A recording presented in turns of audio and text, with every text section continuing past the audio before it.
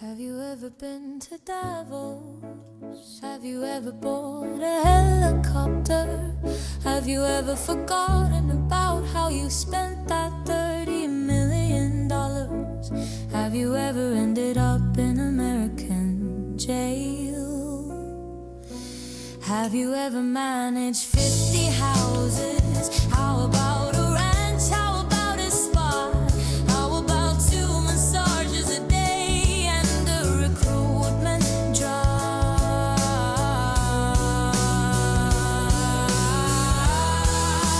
Oh, take me away to that island. We'll have our own Davos here. Take me away to that Florida jail. Trump, please pardon me, dear. Have you ever bought and sold glowing Mercedes? Have you ever driven a sub? Have you ever forgotten about how you spent that $30 million? Have you ever met Donald Trump? Oh, take me away to that island. We'll have our own Davos here. Take me away to that Florida jail. Trump, please pardon me, dear.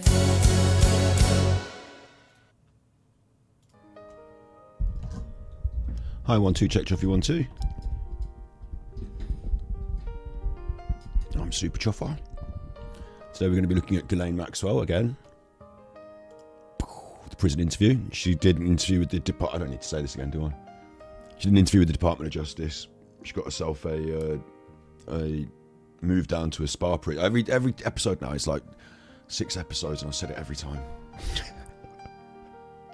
Spa prison, luxury spa, Ghislaine Maxwell. How are you doing? How are you doing? This is the final episode of this series. What it's done is it's opened up a load of strange rabbit holes, and I do want to check out the Amelia Earhart thing next. I know I'm on a promise to talk Peter Folding with you chuffers. I know. I think we'll do a study group. Whilst I complain and drag my heels and say that I don't want to spend 8 hours looking over the interviews, I think we'll do a bit of a study group. I think we'll do some on Twitch, whatever. So if you're cross with me because I'm not covering Peter Folding, then remember, he is just talking the same old nonsense as before, and it is just nonsense. So you should be able to work that out for yourself. But quite bad what he's doing now. Anyway, back to this.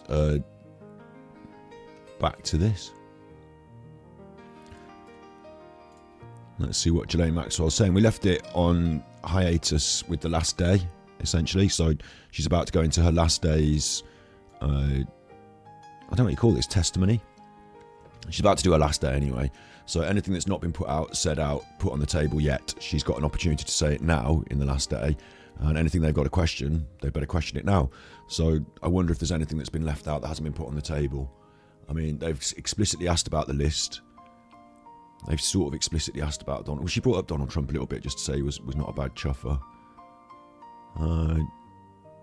Not much talk of the victims, really, is there?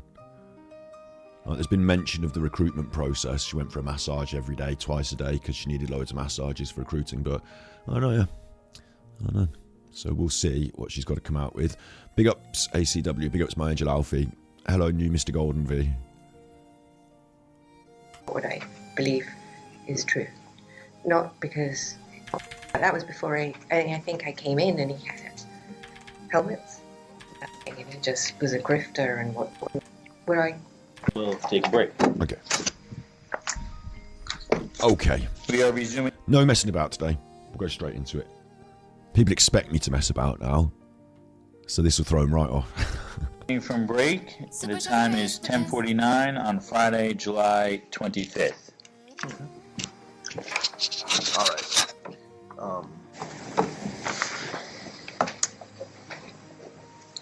So we've talked around this issue, but talked about it a little bit. I want to spend the next hour or so or however long it takes. When I want to focus kind of exclusively on Epstein and like his criminal conduct with respect to women.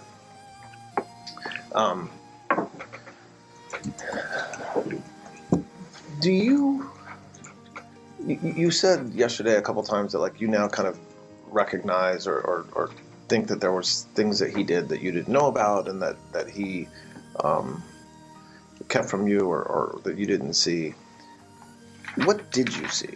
So you said yesterday, and I'm not trying to put words in your mouth, that at some point he was getting massages 7 days a week, sometimes multiple massages a day. Women have said that were there, that say they were there giving him massages, said that those included some sort of sexual conduct, however you define that in the broadest sense, not just a traditional. Good morning. Good morning. Welcome to the last day of the interview. So we've been looking over the notes and there's a few things we haven't really got into. So can you tell me explicitly what sort of stuff Jeffrey used to like doing? What was Jeffrey doing? She alluded to this earlier in the interview, didn't she? He had weird proclivities, and they didn't sort of get into it yet, did they? So if you're first thing in the morning, cup of coffee, last day of the interview, now's the time to talk dirty sex. Oh dear. This stream should come with a warning, although I don't think she's going to get into exact, well, we'll see, won't we? Massage regularly. So this is part of it, though. What did you see and hear at the time? And then I think, aside from what you saw and heard at the time, now that you've been through what you've been through and heard people say what they've said and read what they've read, where does that leave you in your mind with what happened? Okay. So I saw Epstein with women. What I mean by that is he would have women around him, or women on the plane, or women in his house, or that's how I'm explaining that. Those women... You're a woman. ...were very interested. What my characterization of the relationships between all women that I saw with him and him was characterized by, their interest in him as I would see it. And by that I mean, I never saw anybody who didn't want to be with him, maybe socially or whatever. I never saw anybody not under any form of duress in any type of situation where they were, as I would characterize it, looking uncomfortable or in any way distressed. In the entire time I was with him, or traveled with him, I never saw that. So any time I saw anybody with him, they were happy to be with him. He would ask people all the time, whoever you were, to massage his feet. He'd be sitting there and he'd have somebody massage his feet. Or... Right, before we get onto the foot massage, Marcellus Wallace Marcellus Wallace foot massage. The first statement there, like this, we said yesterday at the end of the stream that they gave her the time off. Okay, it's going to be overnight now. You're going to get a break, and we're going to come back tomorrow, and we're going to talk about the last stuff. So, like, it feels like they know what they're going to be talking about. The lawyers have been prepared, and this feels more like a statement, doesn't it? The way she read through, like, in all of my da-da-da, I've never seen, like, it was very verbose. It was like word salad. And what she was trying to say is everyone was always happy to be around him. He never forced anyone. And that's all she needed to say, but she said it in a really long thing. So that was the first bit. And, like, you know, we don't know what went on behind. She doesn't know what. Well, does she? Well, behind certain closed doors. But the idea is that initially they, you know, where that she's trying to lay the blame on the victims. You know, you were there to take the money, you were having a good time, and now you've turned it round, which is bad. And then we're moving on to the foot massage. So like it's like, instead of, like, they've asked her one question, and it's a pretty broad question, so fair enough. But she's got like a sort of long statement to give, and it's got all these different points in. Okay, so we've gone from happy to be there to give him a foot rub. Or squeeze his shoulders, or I saw that a lot. It was an ubiquitous interaction, if you will. So, and that's what ubiquitous interaction is lawyer speak, isn't it? Like, or it might be her speak. She might be really into this sort of eloquent, illustrative language, but now's not really the time in the police interview, the DOJ interview. What's probably better is just to say facts really straight, but ubiquitous now. So everyone's giving him a foot massage at all times. I did see that. I saw physicality, but not anything that was I don't know how to characterize it. Anything that looked aggressive, I suppose, to define that. So I never saw an aggressive move. I never saw anything that was non-consensual. That's exactly the point she's trying to make, just legally, isn't it? But also no aggressive foot rubs. Oh, thank you. Okay. I never saw anything that was non-consensual. So if he... Well, maybe they didn't. I never saw anything that looked like they didn't like the hug, or I never saw what I would characterize as anything that was unconsensual. Did you see him either receiving or participating in sexual conduct during massages? Understanding you never saw something non-consensual, did you see him engage in sexual conduct during massages? Well, you could define sexual conduct as in, I did see women who could have been, less than normally clad for massage, but especially on the island where they would be in a bikini or possibly even topless. Yeah, I did see that. So you would... But what about yes, I agree. That's one area. Like, so women who were either not clothed or... So she just specifically said that on the island they were doing topless massages. Like, it sort of sets a tone, doesn't it? Like, you might not have seen what was going on in that back room, but out in the normal bit by the swimming pool, it was topless massages. Like, if I went to a holiday resort and there was topless massages going on, I'd be like, this is one of those sex resorts, isn't it? They're doing all this. I know what they're doing, like, in that back room. If they're doing the topless massages out here, it's bad though. I shouldn't be laughing because this is bad, isn't it? Really, it gets bad for the bad victim, for the victims of the bad stuff. But like, bloody hell, Ghislaine. Topless with just the bottom on. But beyond that, did you see as part of that him touching them? And again, I'm not talking about consent or not consent or age or, I'm saying, like, there's multiple, dozens and dozens of women who have said that they engaged in. Very important. He's dead now. They're putting it all on him. She's taking some of the fall as well, isn't she? But they're putting it on, like, she trafficked him to him. He's the bad one. Let's just shut up now. No files, no list, no Donald Trump. We're putting it all on Epstein. So this would be a good opportunity for her to say, yes, I did actually. He was a little bit bad sometimes. That was Jeffrey. Everyone knows it. He got done for it and, like, was going to go to prison. Or he was in prison and he's dead now, isn't he? So bad, oh, bad. Yeah, that Jeffrey. In fact, I saw Bill Gates tell him to stop.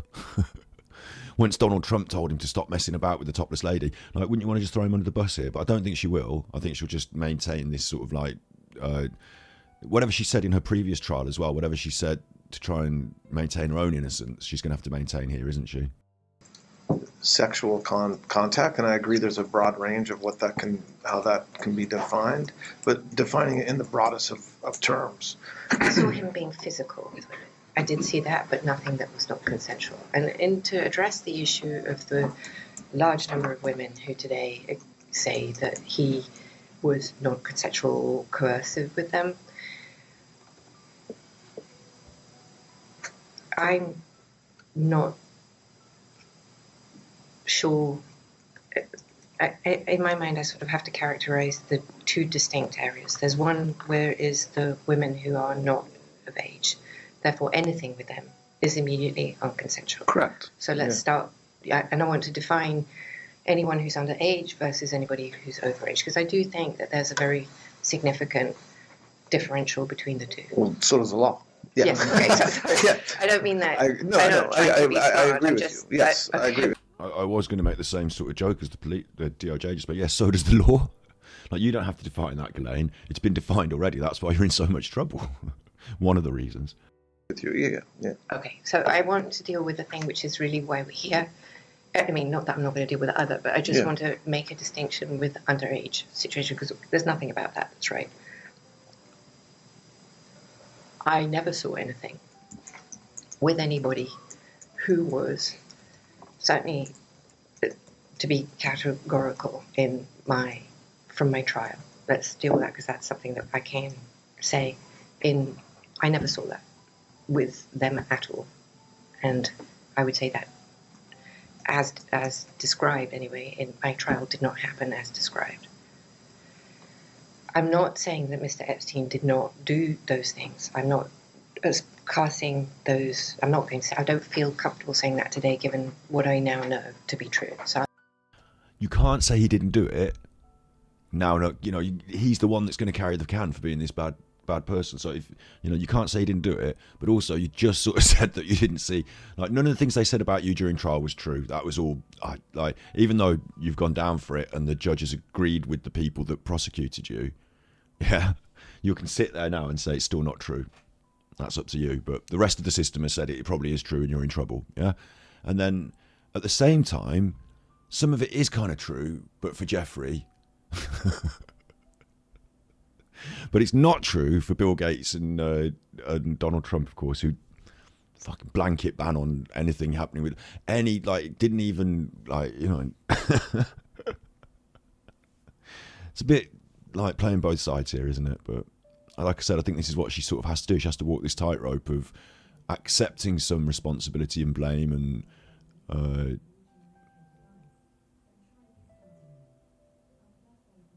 sorry, Alexa's just having a chat in the other room. Accepting some, like, degree of responsibility and blame and passing it on to Jeffrey.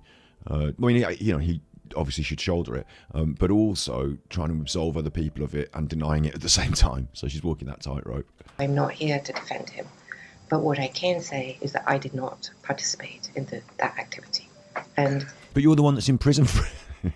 Well, she's in prison for the trafficking, not for the actual. Yeah. So let's divide this into two areas. Maybe there's more, but we'll start with two areas. One is there was testimony, and there's certainly been depositions and public statements that some of these young women had conversations with you about their age. So, for example, conversations about the fact that they were in high school, or conversations about the fact that they wanted to go to college one day, which would necessarily mean, well, not necessarily, but would be more likely to mean that they were in high school when they talked to you about that. This sounds like one of those, those nonce catchers. I should say what it is, isn't it? Those predator stings, those nonce catchers. Like, when they're talking to them, they're like, we told you we were a 14-year-old girl, and like, I didn't know. I haven't followed it that closely with her depositions and trials and all that, but I didn't know that. It feels like with that being on record and their testimony being that it's even worse for her, isn't it? Like, it feels like one of those sort of things. Anyway. And so, were there women that you knew were underage? And I say that because that's different than whether they were sexually abused in any way. Because it doesn't matter that, like, whether you would take them to traffic. It does matter, obviously, but like taking them to traffic them for all these bad things, that's one thing. But also taking them to the island with Bill Gates and all these adults, and like, why? Like, shouldn't they just be over 18 anyway for just any of the things that you're going to be doing with them? Like, shouldn't it be a sort of duty of care, not an oversight, but like something that you shouldn't be doing is selecting people who are specifically underage to go doing all this stuff with you, whether there's going to be like bad sex at the end or not. Like, it's all a little bit like, yeah. Way by Mr. Epstein, just merely their age, and going to give him a massage. No, I never knew that, and I can categorically state that had any child said to me that they were 14, 15, 16, maybe not 17, because 17 in England, if someone had said they were 17, I've read so much that did happen. I mean, I'm just... Why are you flapping on 17? There's two distinctions in England. There's 16, which is the age of consent, and there's 18, which is like, you're an adult and like you can drink in the pub, and at 16 you can buy cigarettes as well, can't you? And at 18 you can drive a car, isn't it? Like 17's just in the middle of the two, and it doesn't come with any sort of special you're now an adult or anything. Like, that's a bit weird for her to say that. 17's her cut-off point, is it? Like, which is 1 year younger than it needed to be.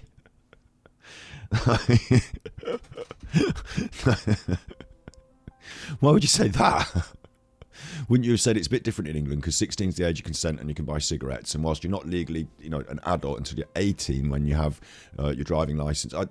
This is colloquial, I'm saying. I don't know if it's the law, but your driving license and your what was the other one I just said? You know what I mean, though. But she didn't. She said, so, is she not sort of making more trouble? I don't know. I never knew that. And also, the question was, she's saying I never knew it, but the question was, you should have known it because they mentioned high school, for example. So you can't talk about high school if you're not in that age range, because you'd be too old for it. So you should have been able to work it out yourself and don't play dumb. But she's going to play dumb and say, no one ever told me specifically that they were this age. So, And despite the fact that the witnesses basically said that they did. can categorically state that had any child said to me that they were 14, 15, 16, maybe not 17, because 17 in England, if someone had said they were 17, I've read so much that did happen. I would never have permitted such a thing. I don't even know what I would have done. So some of I think even someone who testified at trial, but certainly publicly talked about, was...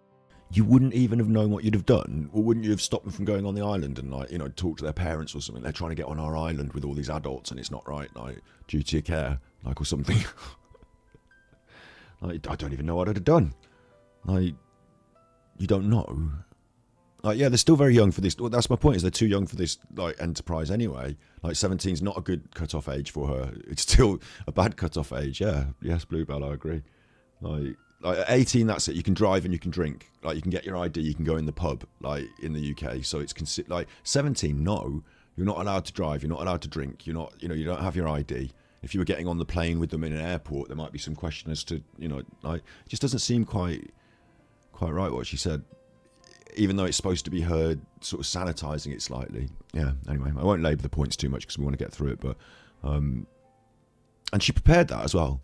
She prepared that. It makes me think that there's some fact there in some of this. There's a 17-year-old that can prove that she said she was 17, showed her ID, and, Ghislaine went along with it, and then, she can't say now that that's not something that she... The way she... In all the other stuff, if it was provable, if there'd been factual evidence of it, she admitted to it. But if there wasn't, she was just checking to see if you knew, and then she would be not telling you if you didn't. So it might be that, but it's really weird, yeah.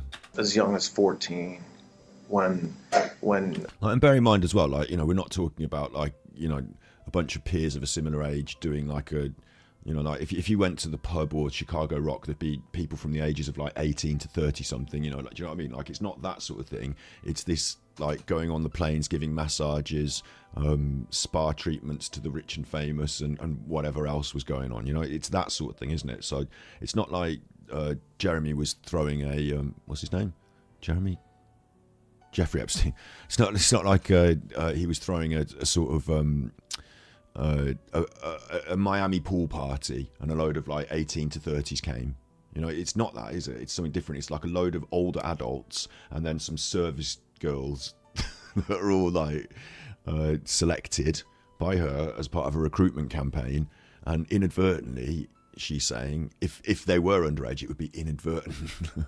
And the cutoff age is 17. She was introduced to Mr. Epstein. In your mind today, you kind of reject that happened, that you saw that, meaning you don't recall any obviously under 18 woman coming to give him a massage. Well, I believe you're talking about Jane, and I'm very happy to address that. I actually don't think that the testimony is correct. I don't believe... Yeah. Look, No, I'm not. I just want to tell you how... I don't want to get into... No, I'm not. No, absolutely not. I don't want to go there either. I'm not going to do that. But I believe that what took place with a lot of these people... you can't really get into he said, she said, because what she said was was accepted by the court, wasn't it? And what you said in defence was not, so you're in prison. Is that there was a slide, right? So there was a zone, and he did meet her, and I did meet her, and I knew that she was a young child, and I knew that she was not an adult, but I don't believe he met her till she was. This is what I just said. I didn't know all the facts about a previous trial, like I said, but obviously this one's on record, so she has to say 17 is the cut-off point. Like, this is so fucked for her. Like, I almost, she's doing this voluntarily. She's giving this information voluntarily. She can't really say to them, hey, no comment, let's not go there, really, can she? Because otherwise they'll say, all right, no deal, stay in crappy prison, you're not getting to go to Florida Spa. But also, I'm a bit surprised that her...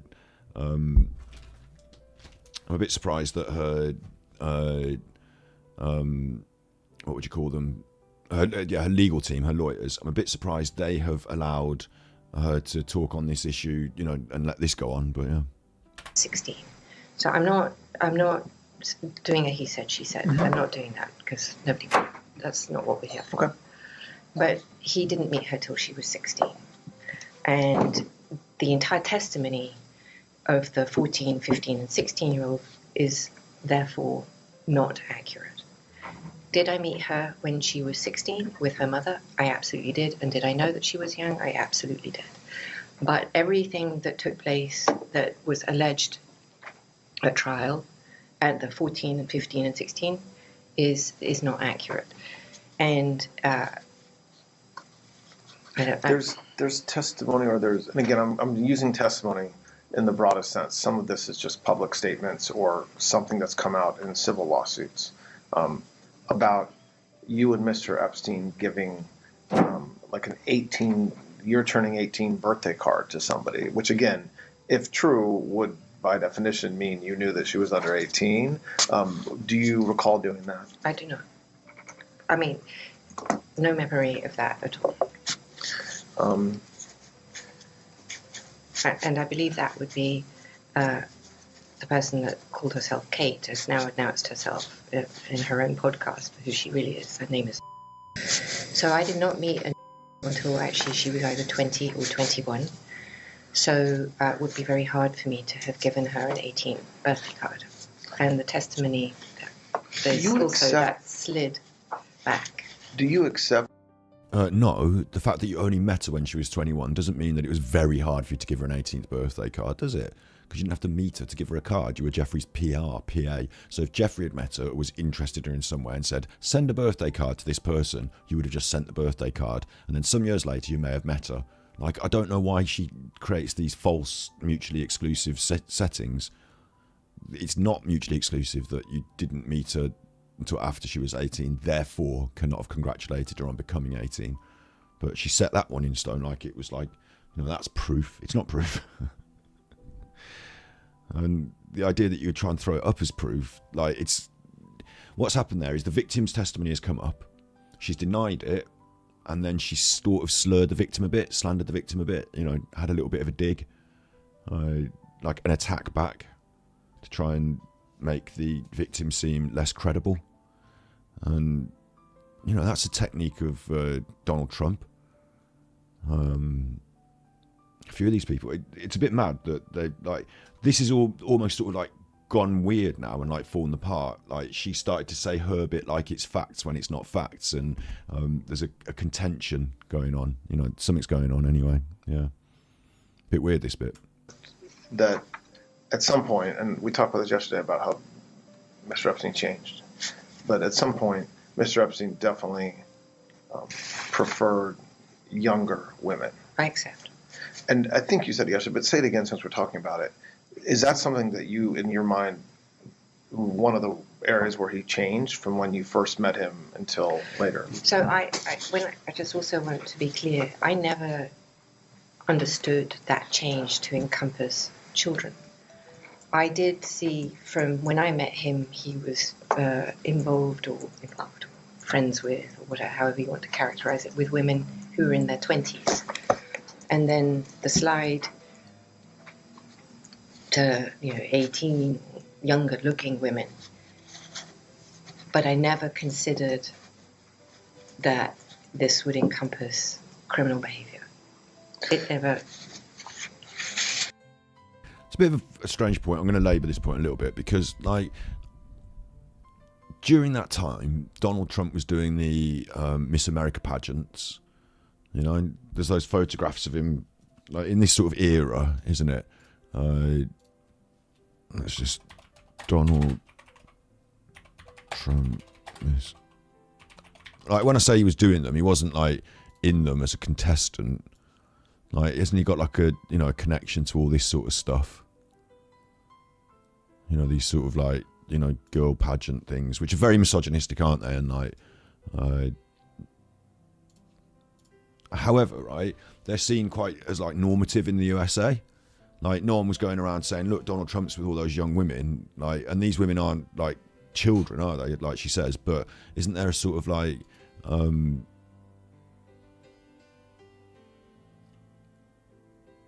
what am I trying to say? Is that, like, she says there's nothing wrong with their behaviour. Like, you just said it in chat as well earlier, 18 still very young. Like, there was nothing wrong with their behaviour if you accept that all this behaviour is just fine. If you know what I mean. Like, as long as you're okay with just general misogyny, you know, having young girls rub his feet all the time, like, that was okay. Like, it's like saying because they weren't literally under 18, which some of them apparently were, but because they weren't literally 18, that's all fine then. And, like, you know, to a certain extent, like, I'd say if you went on an 1830s holiday and you were between the age range of 18 and 30, you know, what goes on in Magaluf is fine. Like, you know, like, but this sort of, like,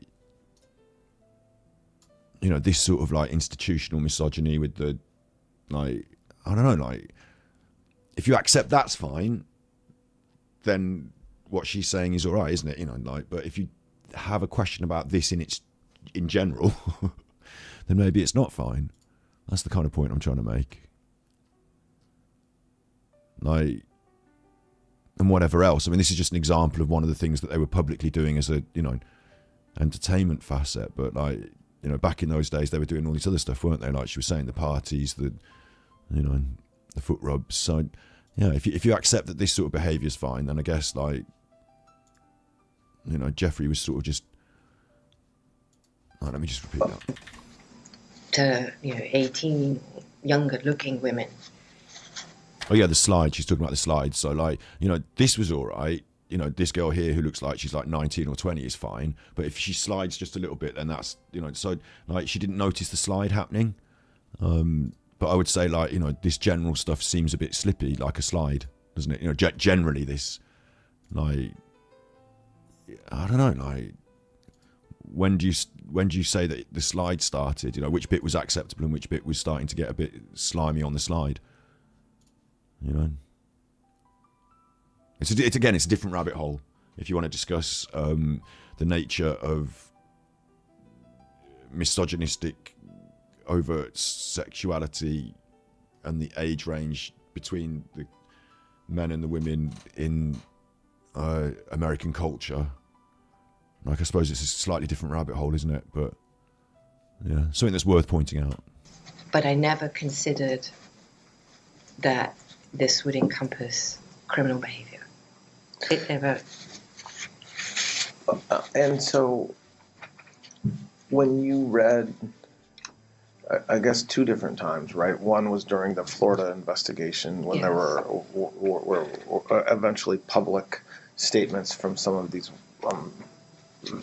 now women who testified about what they did with Mr. Epstein when they were under 18. At that point, did you realize, or did you think to yourself, this happened, or this could have happened, I missed it, or were you at that point still in the mindset that they were either not telling the truth or were not remembering what happened the way that accurately? Good point, DC Primetime. Thanks. Nice to see you. Apparently these victims were specifically abused underage. So, like, it wasn't just like a sort of midpoint at a party, you know, is she 18 and she got the real ID sort of, you know, system. It was a bit worse than that, yeah. I don't know all the facts. That's a very fair question. So I think that my view of this at that time, can call it So, do you think they were making it up, or do you now have your memory jogged? as contemporaneously as it did, because I don't think that stuff came out in public. I mean, I may have read things, but I don't. My first real memory of that is at the trial. But my viewpoint, if you will, was set from the minute that lied in her civil deposition, and I could never recover from that because which liar? What are you referring to? Her entire characterization Okay. of now I don't remember how she came and whether I did, I see. but I'm talking about the first time she came to Epstein's house, which I knew to be false. So from that first lie of that description, I could never recover from that. I understand. Okay. So, and that tainted, sorry, just so that we're clear, it tainted then the testimony of everybody else that I saw that came post that, because I had my own personal experience, which I knew to be false. yeah. And the reason why I think, and I said to Mr. Marcus that this morning that we were going to talk about this, because when I think about you and the public's perception of Mr. Epstein, the public is left with the view that nobody in the world knows what really happened except for you. Okay? Now, you've explained the last day and a half how some of that's just a misperception because you didn't have a key to his house. You weren't around as much as maybe everybody claims you were. What an interesting point. She's the only one with the direct personal knowledge of these crimes now. And like that's so reminiscent of what it was like with the stories about her dad. You know, that he would be witness to or have information about. And like, you know, if he's got it in his safe, that's where the information is. And, you know, some of the information died with him. Some of it might have been raided from his office or thrown overboard. Who knows? Or maybe she got it from the safe at the end. But like, she holds this critical information. We don't trust what she's saying. She's in prison, so it's hard to trust what she's saying as well. And yeah, it kind of like so many people all around the world have like, you know, talked about it, and it's such a big thing, you know, release the files and all that. And like she knows, and I guess this is the closest we're ever going to get to her admitting anything. Like, she's never going to really tell the truth, is she? In my opinion. Like, you know, like with things like it's almost like Madeleine McCann as well, or something like that, where you know, you kind of feel like there's more information out there if only certain people would say more. You know. And while she's still around, there's still a possibility that more could be said. Like, it's kind of dangerous for her as well, isn't it? If Jeffrey Epstein's dead, and I wonder what she thinks in prison. Like, because like, while she's been moved from like the maximum security, this is weird as well. Because the maximum security, I would say, is more secure for her, isn't it? It's less likely she's going to get murdered in prison because she's not amongst the general populace. But no, like, look what happened to Epstein. So, but now she's in a much more relaxed setting in Florida. So that's much more relaxed. It's still secure. Secure goes both ways. She can't escape, but people can't get and, you know, do bad things to her. But it's less secure. But then she's been good, hasn't she? She's, you know, she has, well, I say good, I mean naughty, but like she hasn't, to the people that have the power to do the bad things to her, she hasn't said anything about them bad. And she said a load of names, so I'm guessing those names are the names they want her to say. You know, otherwise it could be more danger, couldn't it? Like, some of the names she said could cause a danger. She's a submarine captain, helicopter pilot. And she's hoping for I can't put words in her mouth there, but, you know, it's been floated that Donald Trump might pardon her. So if that were the case, she'd just, like, rotate back into society. I don't even know if she gets, like, what kind of open prison status she gets. I'm presuming she doesn't get to go wandering out to McDonald's, but I imagine they bring it in on DoorDash. I don't know. Like, what a weird setup. And she knows. Like, she does know. It's always the case with these people that, like, you kind of hope, don't you, that, like, they write it all down, put it in a book, and then one day all the truth comes out. Even, for example, like she could put it all in a will, couldn't she? And then when she dies, she could say, "Oh, I'm leaving all my money to these victims. Sorry, I had to lie about you when I was alive, but it's really bad. Like, and I'm sorry. Like, and then we'd all find out. Like, you kind of hope that of some of these mysteries, and there's a few of these mysteries that people assume. When I can throw up John Bennett Ramsey in this conversation, and some of these other mysteries where people think there might have been foul play, people might know more, and that one day maybe the truth could come out. I just wonder if we'll ever get that. I wonder if we'll ever get that. I don't think we will we? I don't think she's ever going to really confess or give a full breakdown. And obviously, this is now all on the record. So if she ever did want to, it's kind of even worse for her, because it's like admitting perjury and stuff like that, isn't it? So, like, this might even be the last time you hear her speak on anything.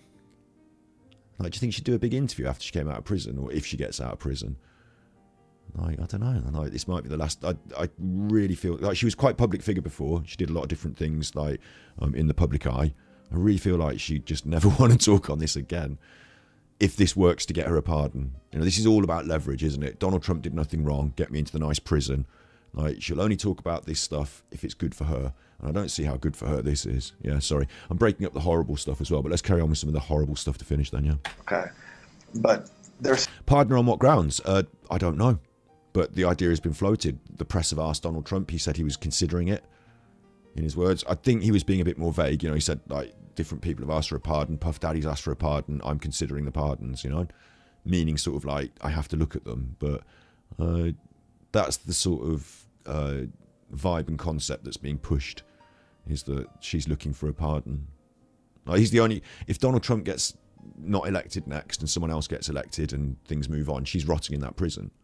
But Donald Trump has, like, she's got some sort of leverage with Donald Trump, people believe, that might get her a pardon. Still is this perception out there that, oh my gosh, if we could talk to Miss Maxwell, we would know how. And there's another good point, is how much does she want to push that lever? How much does she want to sort of like incite that leverage? Donald, has, if this is the conspiracy theory, isn't it? But if Donald has done bad things and he's on the Epstein list and she's helped to cover that, and she said nothing about him, and the opposite, she said, like, he's not involved in this interview, it's got her a cushy prison deal. The only other, if it's not going to get her out, like the day before Donald Trump stops being president, she might just turn around and say, listen, this is my last chance, get me out of this prison, or I'll tell everyone. But that's even more dangerous for her, isn't it? So, like, it's like this funny game of like leverage and bartering of truth, and that again, she's not called Ghislaine Maxwell for nothing, is she? Like, that was what her dad was famous for. In one aspect, was infamous for after his death. The selling of the secrets and the trading of the spy notes and stuff. So, it's a very delicate, like, poker game.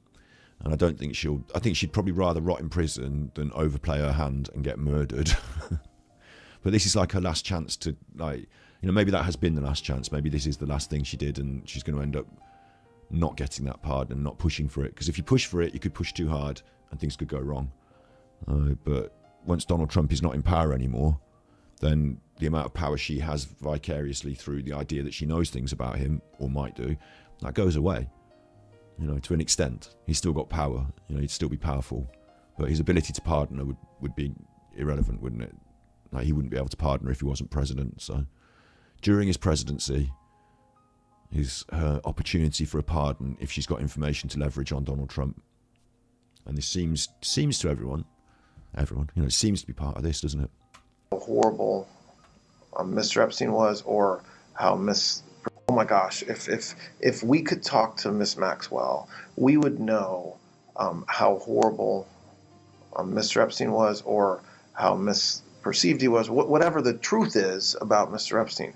And the challenge in my mind, I told you I would tell you when I had issues, and the challenge in my mind is that so many women have said that Mr. Epstein sexually assaulted them, whether juveniles or adults, that I don't find it, that's persuasive, right? That happened.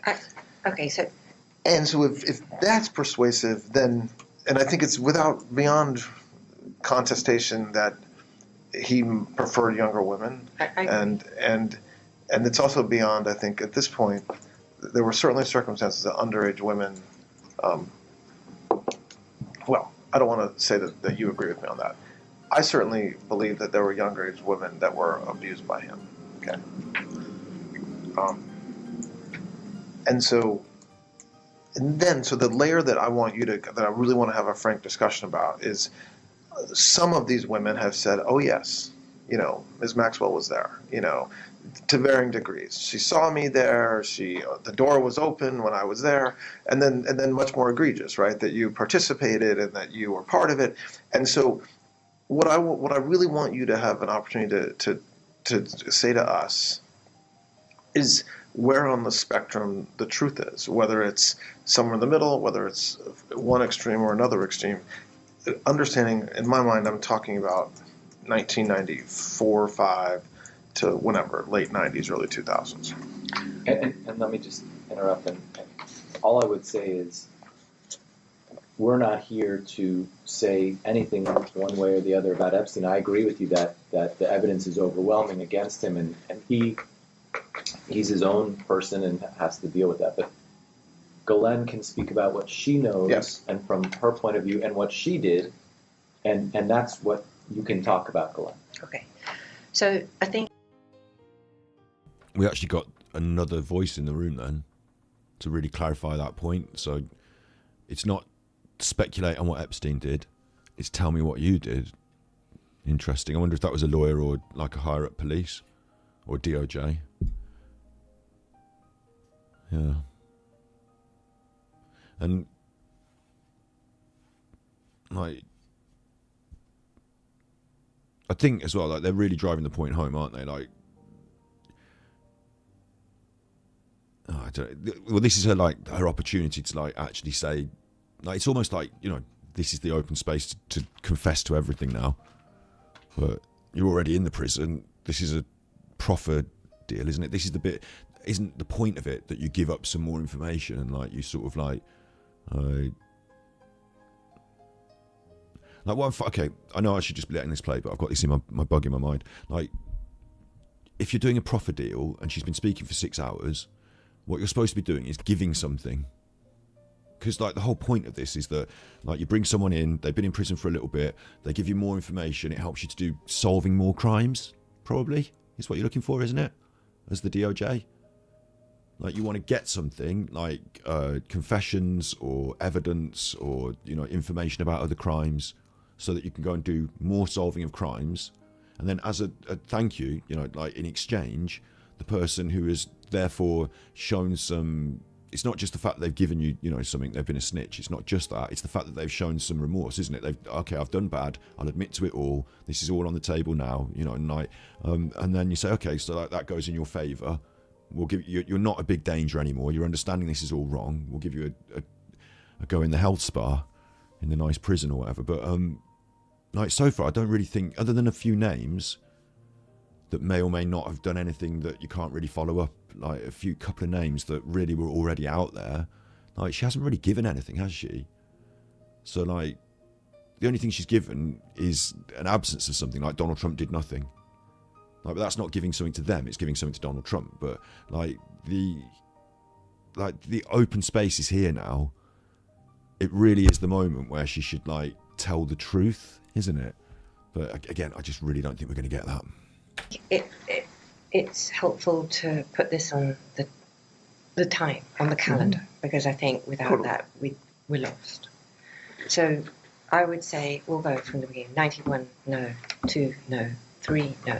4, no. 5, no. 6. Now, in that time frame, you have the allegations of Jane, who I dispute. I don't think he met her till she was.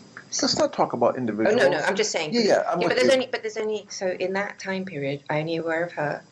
I'm aware of a girl who said, but and And those, I don't know of any others, and if there are other people who are making allegations about it, I'm not actually aware of them.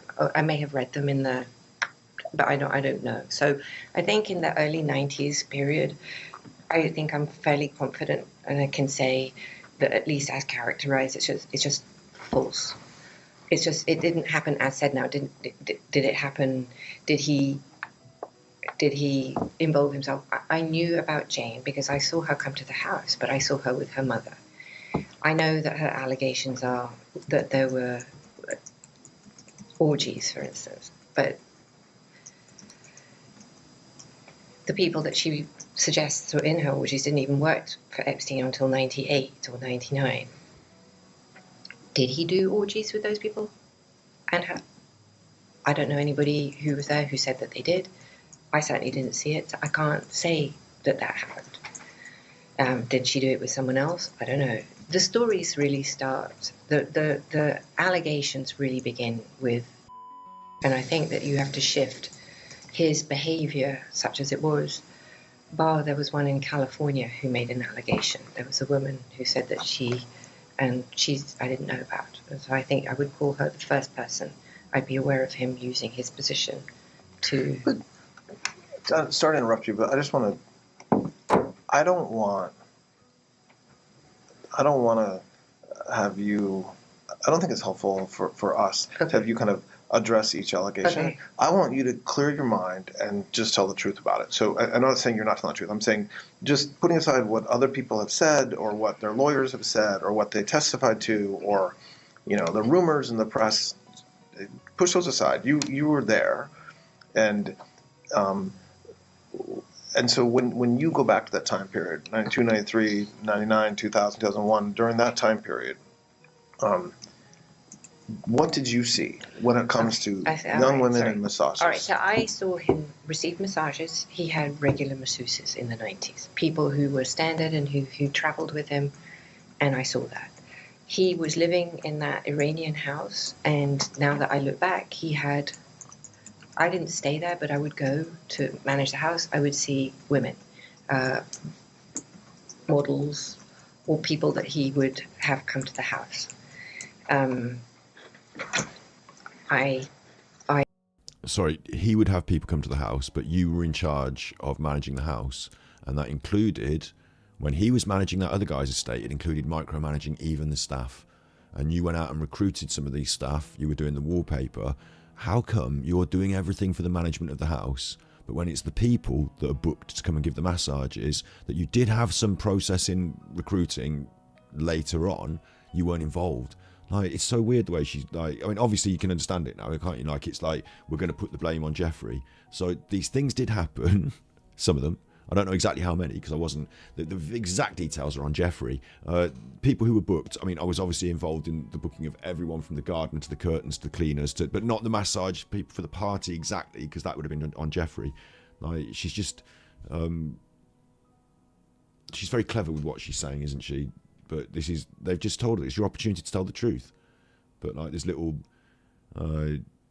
red flags all the way along this, that it's an adaptation of the truth, like it's what you're not saying that counts, that sort of stuff, I know that I thought that he was with Eva still at that time. That's what I believed.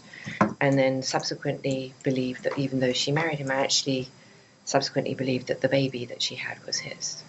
Can I interrupt for 1 second? Yeah, of course. Can I just ask some basic top-line questions? Yes. Were you ever in a massage room with him and a masseuse? Yes. Okay. When was that? Well, he would come in sometimes and he would like say, oh, like give her a massage here, or he would grab my, but not often. I mean, he did come in from time to time. Were you ever... The question was, were you ever in a massage room with him and a masseuse? And like, they're expecting like Jeffrey on the table, her stood there, surely. But she said, yeah, absolutely. I would be getting a massage and he would come in. So now like, you've got another sort of angle to sort of like, like that's just been opened up. Like, the way she contradicts herself is so weird, isn't it? Like, you'd think that all this time, all these questions that they've asked her, and now she's prepared to go, yeah, absolutely, I was getting a massage, and he'd come in and grab this woman, and like, what? Maybe the lawyers just tapped her on the shoulder and said, like, give him this. In a massage room with him with a masseuse that was naked, or giving him any sexual favors? I never saw that. Okay. That I remember. Okay.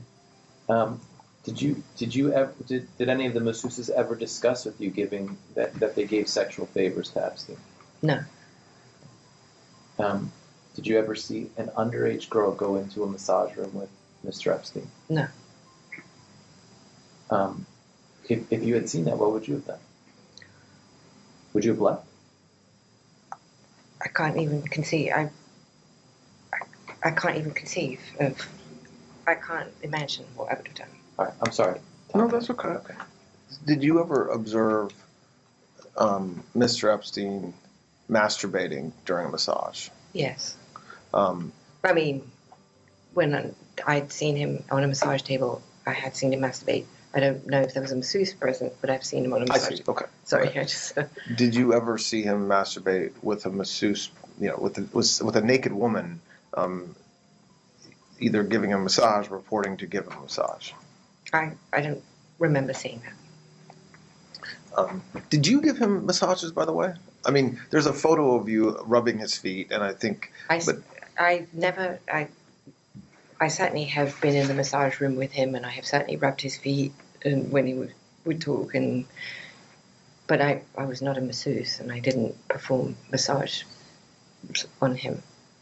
Did you, over the years, did you pay the masseuses?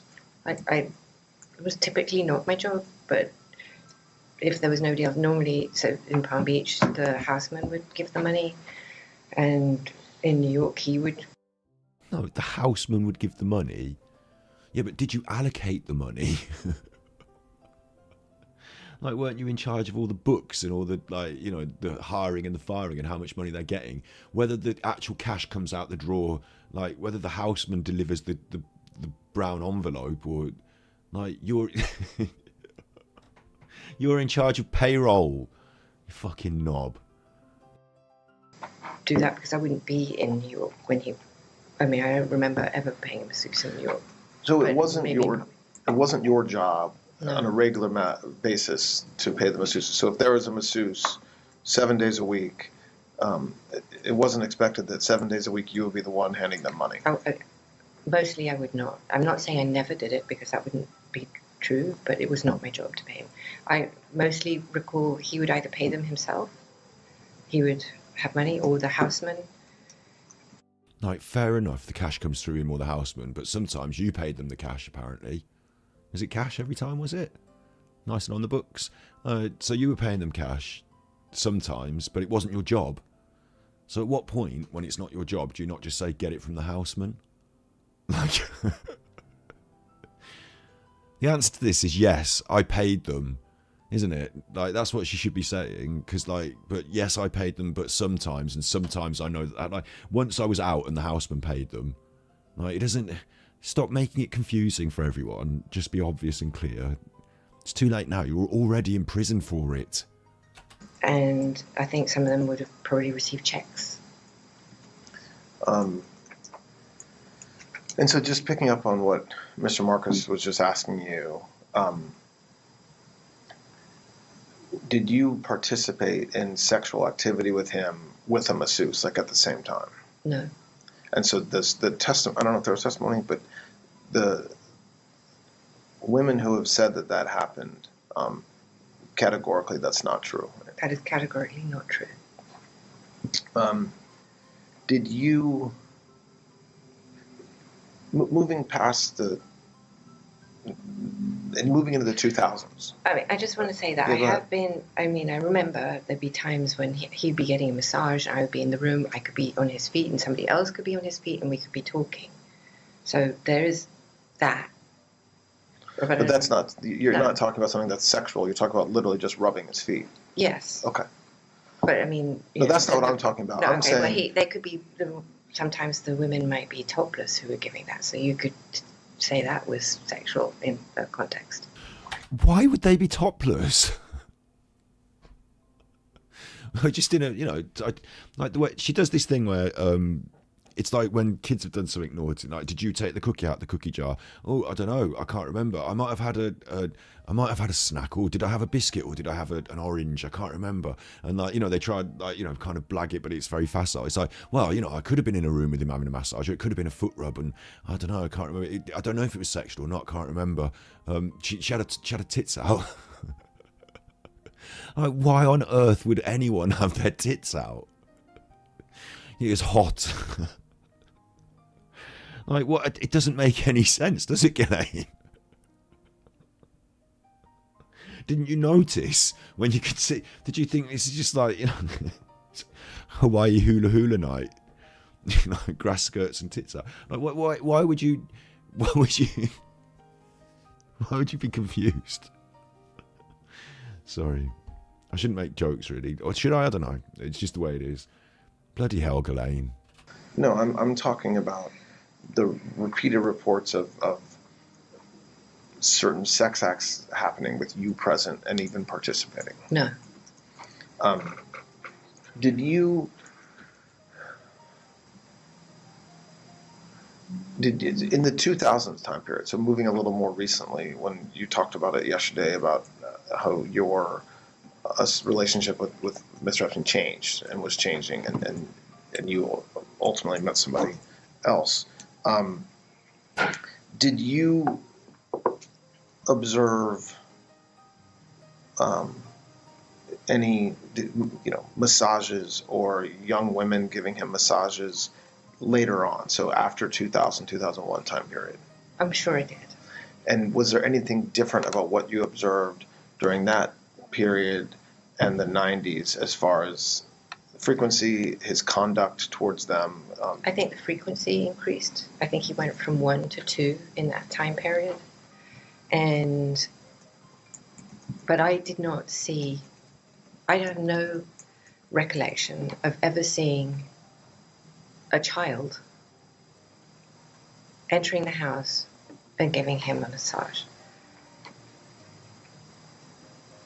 At that time, he had moved me out of the main house. I had moved into an office with John Alessi, the former butler, under the stairs. So I had an office where I would be that was not part of the house. If I saw people, and I'm not saying I didn't see people come to give a massage, that wouldn't be true either, but if I saw someone, let's say, I don't remember ever seeing anybody that I would characterize as a child. Now, specifically, someone who accused me of seeing her at the time when she came, if I did see her, and I don't believe I did see her or meet her at all, but if she did, she was, as she's described herself now, was very mature and looked in her 20s. So could somebody have come that was more mature looking than the allegation of what she did look like with a photograph that was produced as evidence? Yes. I never recall at any time seeing what I would characterize as a child coming to give him a massage and going upstairs. Did I see people come? I absolutely did. I just didn't see children. I didn't see anybody I would think of as a child. And if I had seen a child, I'm not sure what I would have done. Did you, just talking, like coming out a little bit of just bigger picture, at the time that you were in his life, did he seem to you to be a sexual deviant, or I don't know what the right way to describe it, but when you say to me, he was getting massages every single day, right? So young women were everywhere, multiple massages on some days, flew with the women to the island, to New York, Paris. There's always women. They're always rubbing him, giving him massages. I think it would be an understatement to say that that's not normal. However, like misogyny culture,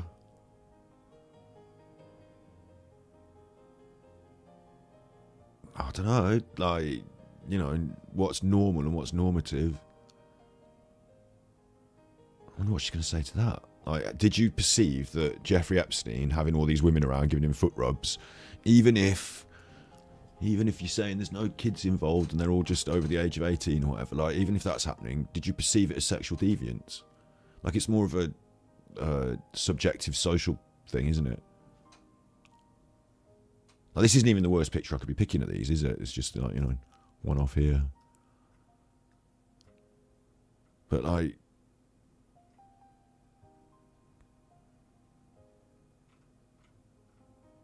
yeah. Okay. So did you perceive that as sexual deviance, Ghislaine, or did you not? What an interesting question. That's a good question. Like, they've asked some very simple questions. They've let her do a bit of speaking, and they haven't really interrogated her. But that's quite a good question. Great. We've all kind of been part of the Epstein story over the past several years, but you were there at the time, okay?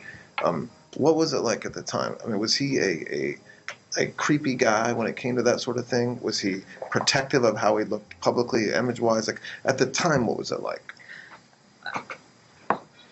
I think And what a shame that she made him clarify the question and then he changed it slightly. Like, the first question was good. Big ups, Jersey Girl. if he had been creepy, like as you would Shouts out, Greg. define, and you would expect someone who was living that lifestyle to be creepy, I don't think the women would have been there. I don't think that they thought of him as creepy. And if they did, I never saw them behave like he was being weird. Was it a lot? No, Ghislaine. You hung out with him. Did you find it creepy? Was it an air of, like, misogyny going on? You're a woman. Not did they think it was creepy after they came out from the massage? Were they crying? Like, what's your opinion on his deviance? You even, like, she even spoke about it on day one. Like, he had these weird proclivities. Like, she's basically set in stone already that she felt that he was being deviant. And then you've got all the fucking deviants that you've been prosecuted for that you're laying on Jeffrey. So the answer to this is surely a yes. But then you can't, like, have the two things, can you? You can't say, oh, I did absolutely understand that he was a sexual deviant. But on the other hand, he was very rich. Like, where are we going with this? So she's going to sort of say no now. Not really. Foot rubs and I did see him jerk off on the Ottoman once, but mainly foot rubs and secret cameras. Oh, yes, it was, for sure. I found it overwhelming and that they thought of him as creepy. And if they did, I never saw them behave like he was being weird. Was it a lot? Yes, it was, for sure. I found it overwhelming, and I couldn't understand why it was interesting, because to me it's not interesting. But he, as he defined it, he found it invigorating. He liked being with younger people. And now I'm just younger people. I'm just saying because they gave him ideas and they were up to date on music and Yeah, but that's different. Like, I'm a just masseuse saying coming every day. I'm just telling you what he was saying Yeah. to me. I mean, to me, I just found it a drag and difficult and annoying. Did you Like, I understand what she's saying about the socialization aspect. And young people talk about different kinds of music and she's not interested in their conversation, even if Jeffrey alludes or pretends to be. But, like, we're talking about the sex abuse, Ghislaine, and his creepy sex behaviour. We're not talking about whether they had orange juice and chatted about McBusted. Like, for crying out loud. And this is supposed to be her, again, like this occurring to me, this is supposed to be her proffer agreement. Like, she's supposed to be giving something here. So really, shouldn't she just be saying, absolutely, yes, it was creepy. He was a bad man. But understand, I wasn't the only person present. So this time in the 2000s, you're talking about other people, like Sarah Cullen, who was around, who interfaced with him I didn't have to. She was really interfacing with Epstein at this point in time in his life. She was running his. She was his assistant. Interfacing, running his. But you were so important. He couldn't let you go. He gave you that pay rise, 250 grand a year. You were doing all that job as well, weren't you? As well, two of you now. She was the one interfacing with him. Did you interface with her? Like, what the fuck are we? What's interfacing? And so I didn't have to. That's a fair point, but move beyond his assistants or the folks that work with him. What about his friends and the people that were associated with him? That it couldn't be. It doesn't. I don't understand how this is an after fact of Mr. Epstein. So once he's arrested in Florida, it becomes part of his story, and then later on, he's charged in the Southern District, and then here we are now in 2025. But he was a very successful, hardworking guy, and he had a lot of clients, and he flew with them on vacations and went to the island. It doesn't. I don't understand how he was able to hide this. What seems to me to be. Yeah, in my brain, I'm screaming this to her. Like, I want to grab her and scream, but he was sexing the girls, yeah? Like, he was hiring them to do massages, and then he was sexing them, wasn't he? Like, you know, to be using YouTube safe language there. Like, but crying out loud, didn't you? You know, you're telling us that you just didn't spot that, and like you weren't really aware of his creepy behaviour because they didn't come out of the room crying. Like, and she earlier she said that everyone consented to everything, didn't she? She was like, I've never seen him do anything with anyone that wasn't consensual. There are like cut-off ages, and like if Jeffrey Epstein had like, you know, a glamorous girlfriend from a, you know, a thing, and she was quite young but over the age of consent, then like, you know, that's one thing. But we're talking about like people who were hired. So you're saying they were consensual to go in the room with him, but you don't know what he was doing in the room, and they didn't come out crying, so everything was fine. Like, it's just, you're supposed to be an intelligent, and now as well, we've got the new assistant who's taken over the interfacing, so she's even more distanced from it. So if she didn't realise, it's because, how could she realise she wasn't even a part of the chain? Like, but you are in prison for it. It's like these cognitive dissonances that you have to go along with.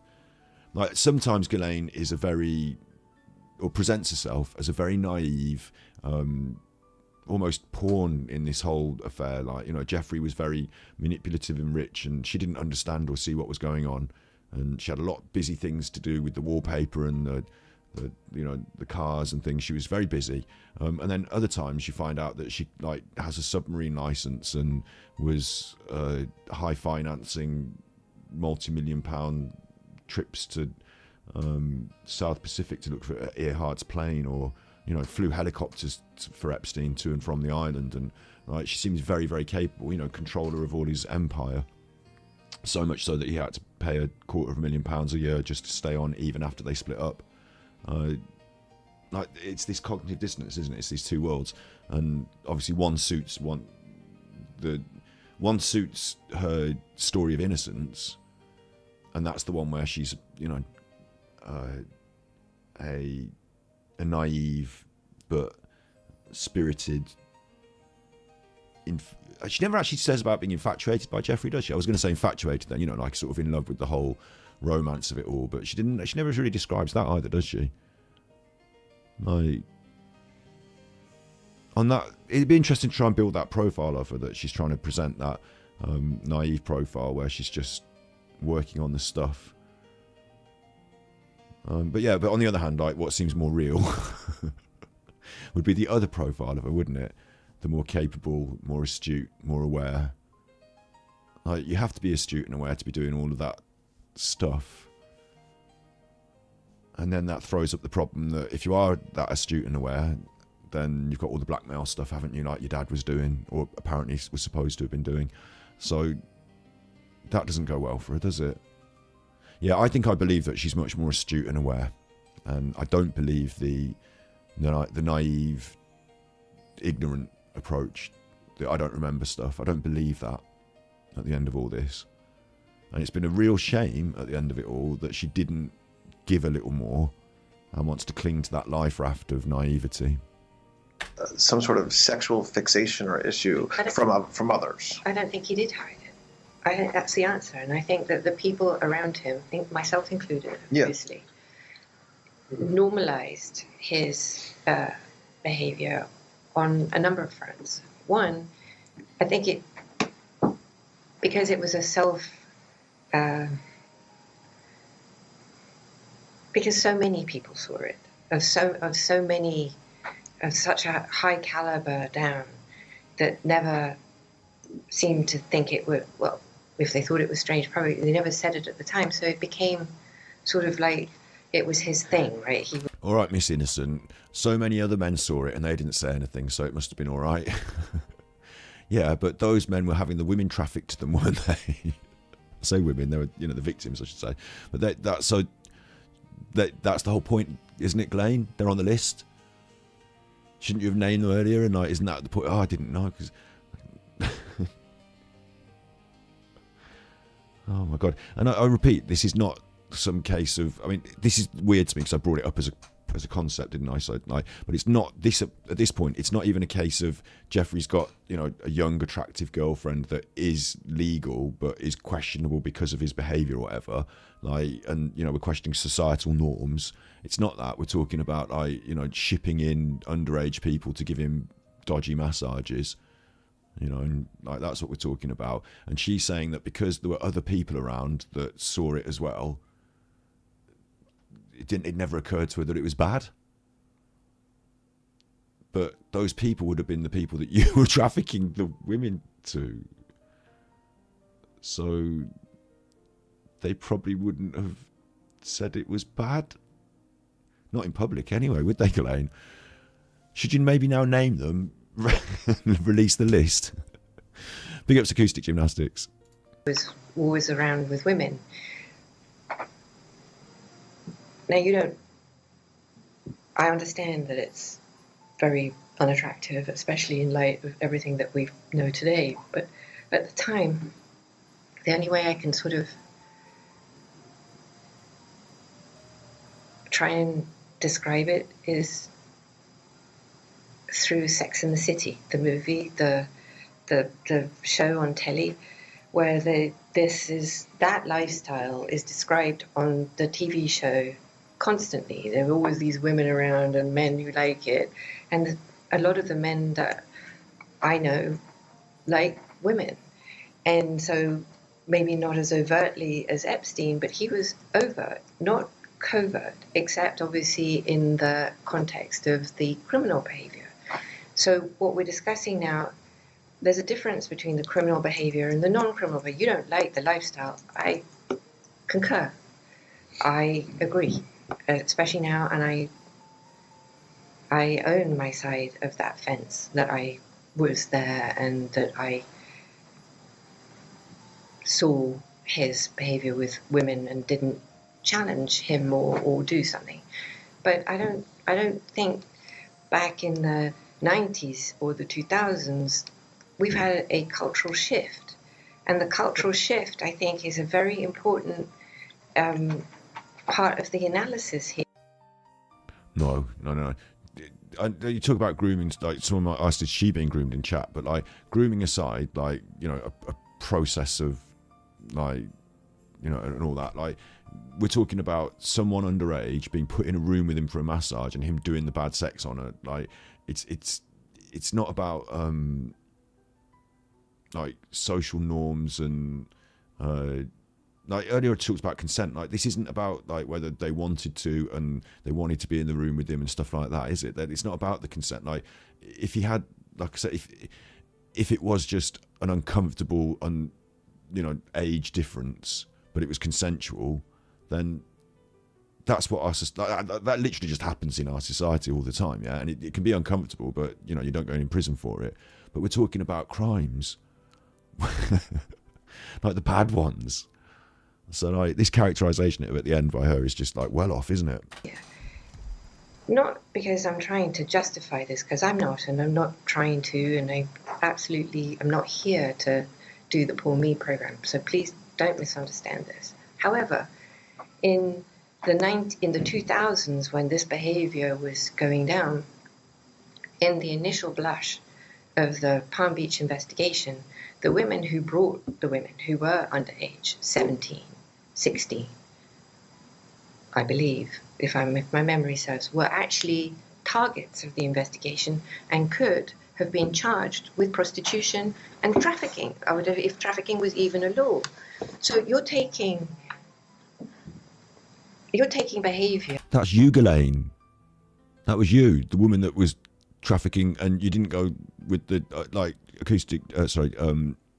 childlike Empress earlier said, there were some people that were younger than that. So very selective on what you're saying again. Yeah. And I did introduce him to women. I did, but not underage women. I understand that there are allegations. I have read them about myself going to schools. I can categorically tell you that I have never in my life gone to a school to pick up a child. Well, not for this purpose. I mean, like my stepchildren, but okay, sorry. No, I understand. Okay, thank you. I just want to be clear that I'm not trying to be cute or anything. But I did look for masseuses. I did. I went to spas, and if I met somebody who said she was a masseuse, I did not check their credentials. And of course, if she was attractive, I did introduce her. Yes. If I met friends, but he was like. So what she's trying to do is she's trying to say it's perfectly fine actually to be booking, even if they're uncomfortably age different to Jeffrey, young masseuses, because they're masseuses, they're professional, and they're like allowed to be from about the, I don't know what the age is in America, whatever, it's consensual that they're giving massage. But Ghislaine, there were crimes that were happening as well, like the bad ones that you're not allowed to say on YouTube, So it's not just about the fucking massaging, is it? And the fact that they've even asked her about it, did you really, couldn't you see that this whole thing of Jeffrey having 2 massages a day and having to get lots of different women to do it, and here's another question, why wouldn't Jeffrey have them come back repeatedly? Did they not want to come back repeatedly? Did you do follow-up interviews with them just to check everything was all right? How did you know everything was fine? She was unaware there was any sense of any impropriety. Do you know what I'm saying?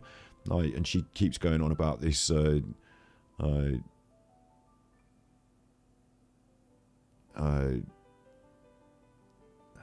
the acceptability of Jeffrey just doing this. Interesting. He was constantly asking me to meet new and interesting people. I did do that. At the time, I viewed it as, well, first of all, part of my job, I think, or part of my responsibility, if you were, to introduce, because it wasn't just women. If I met somebody who was interesting, like Mary Gelman, or who I thought he would like, I did that. So it's not exclusively, but he did, and I did do that.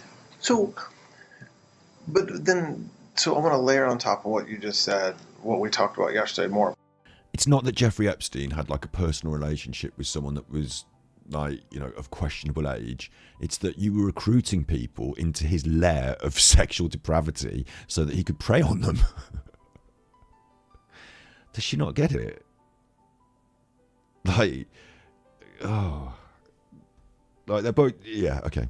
A little bit today already, which is everybody that was around him besides you, his friends. So right. I accept the lifestyle. I've seen the photos, the fact we're all going to go to the island for a couple days, or fly on a private plane, and there's beautiful women everywhere.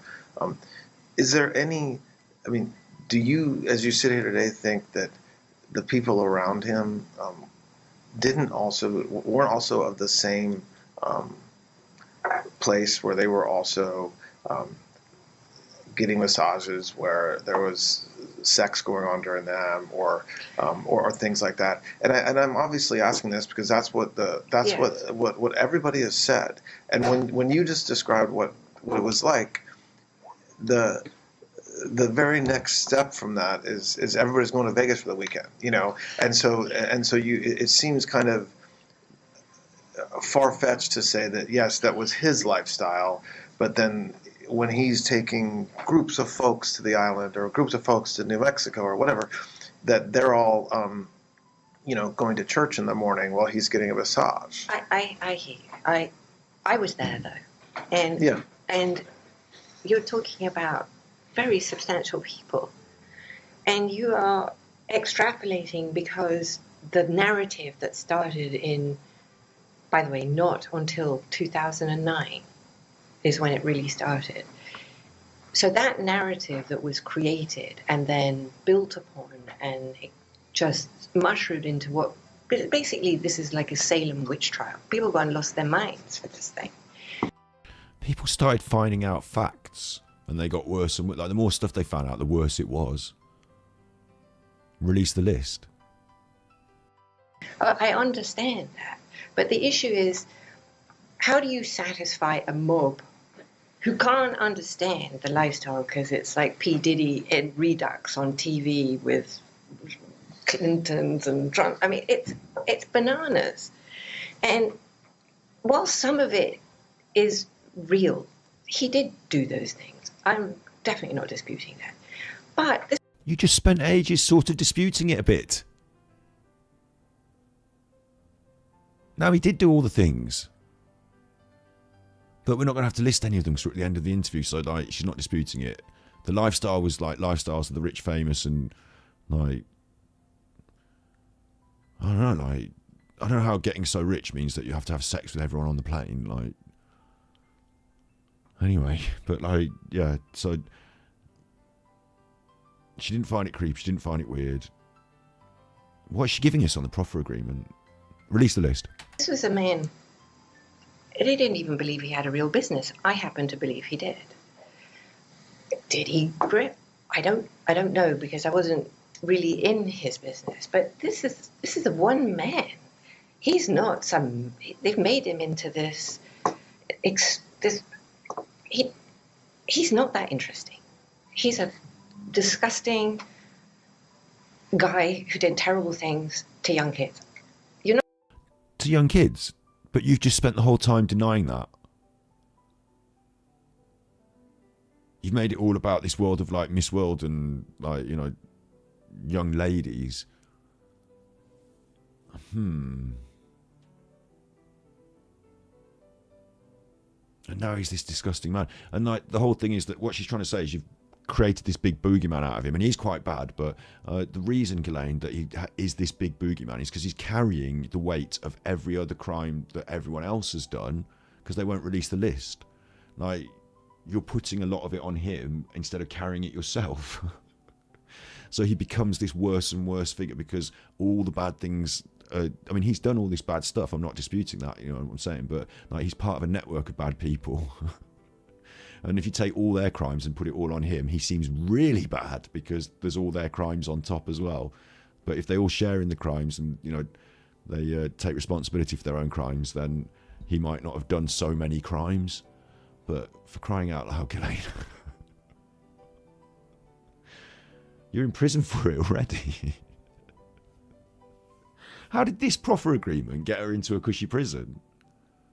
You're not going to hear me say what he did to be. If you cross about me pausing it too much, after this I'm going to release this as members content, the cleaned up interview, so you'll be able to have it on as members and listen to it at your heart's content. People who are over the age of 18, I'm sorry, I'm not going to go there. That's just not what I'm here to. I mean, okay. But to suggest that Larry Summers or Clinton would suddenly go, oh my gosh, this is like a guy, I'm going to get my body rubbed and have some sex. The men that went and had a massage and maybe did something sexual? The men. I wasn't in the room. I cannot tell you if that happened. And if it did, I never paid for that. No, you hired all the girls. Like, why are we going around the houses with this again? Just so that we're clear, nobody ever said to me, oh, you know, we had sexual intercourse and that's if it was a three. I'll be like, okay, TMI. No, I'm not my business. You want to, it's just not. And I didn't want to know. No, maybe there's that. But did I like think these guys were coming for that? I really don't. If you met Epstein, there is no way that this cast of characters, of which it's extraordinary, some of you in your cabinet, who you value as your co-workers and you know, would be with him if he was a creep or because they wanted sexual favors. There's no way that those rich and powerful men would have gone and been friends with Epstein if he could offer them sex with minors.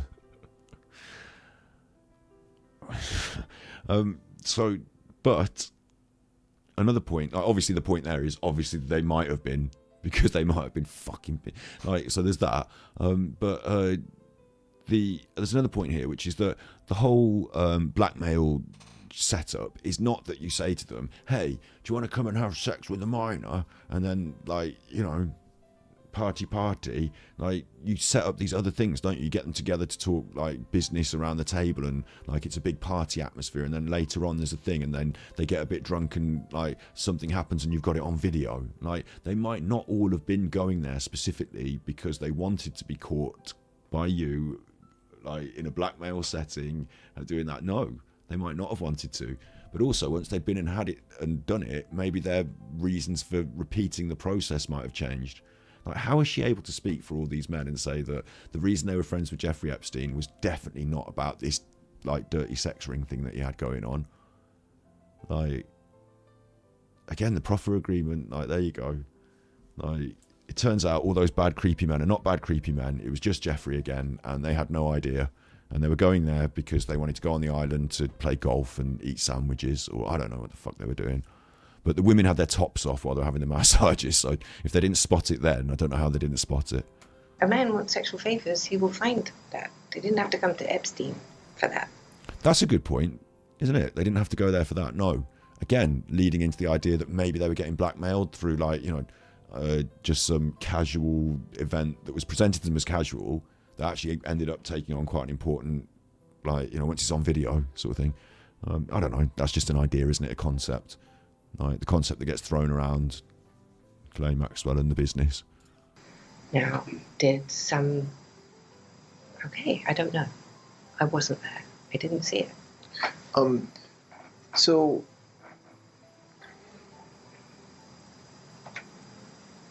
when's the last time you think... Good point, Jersey Gal. She did finally throw him under the bus, though, didn't she? She said, he's disgusting, he did bad things. Like, she finally just, like, put that right on the table. But it's never not been on the table. She's just only just danced around it the whole time, which was weird. You were with Mr. Epstein when he got a massage. I want to say 2007. 2007? Yes.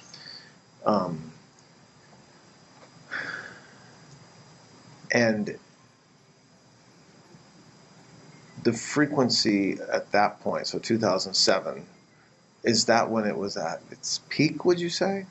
Meaning the number of interactions he was having daily with women and masseuses.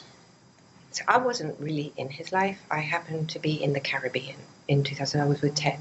Okay. And I was still speaking with Epstein because I was still involved in his, you know, loosely with his, the houses and the staff. The houses and the staff, and they're being paid 250 grand a year. Loosely. The billing. And I was going back from being with Ted in the Caribbean to New York, and Epstein offered me a ride, and so Ted dropped me off in St. Thomas, and I was on the island, I believe, for one day and one night only. On that visit, I believe, well, I know we would have gotten a massage, but I have, there were people there, but I did not, there were women, and I was just relieved not to be leaving the next day. Let's take a break. We're going to take a break. The time is 11:31. So going into the final session now, they've given her, I think, there a bit more of an interrogation. Like, they tried to make it really on the nose. Like, he was doing the bad stuff. We're all agreed. Yeah, like you must have known it was sort of going on, and if you knew it was sort of going on, what about all these other men that were coming through? And she's just like, nah, I'm not giving you that. I'll say that he was bad, but I won't say that I knew that he was bad. And of course, I've poo-pooed all of the people who came forward as victims already. So who was he being bad to? You know. But I'll say that he was disgusting and bad. But I won't say that any of those men were. And you know, generally the whole vibe was not creepy and weird. Well, that's what she said, basically, isn't it? And now Florida prison, Spa prison. So last session, I wonder what they're going to try and get out in the last session. I kind of wonder that maybe this might be another, like, okay, we've done all of our questions.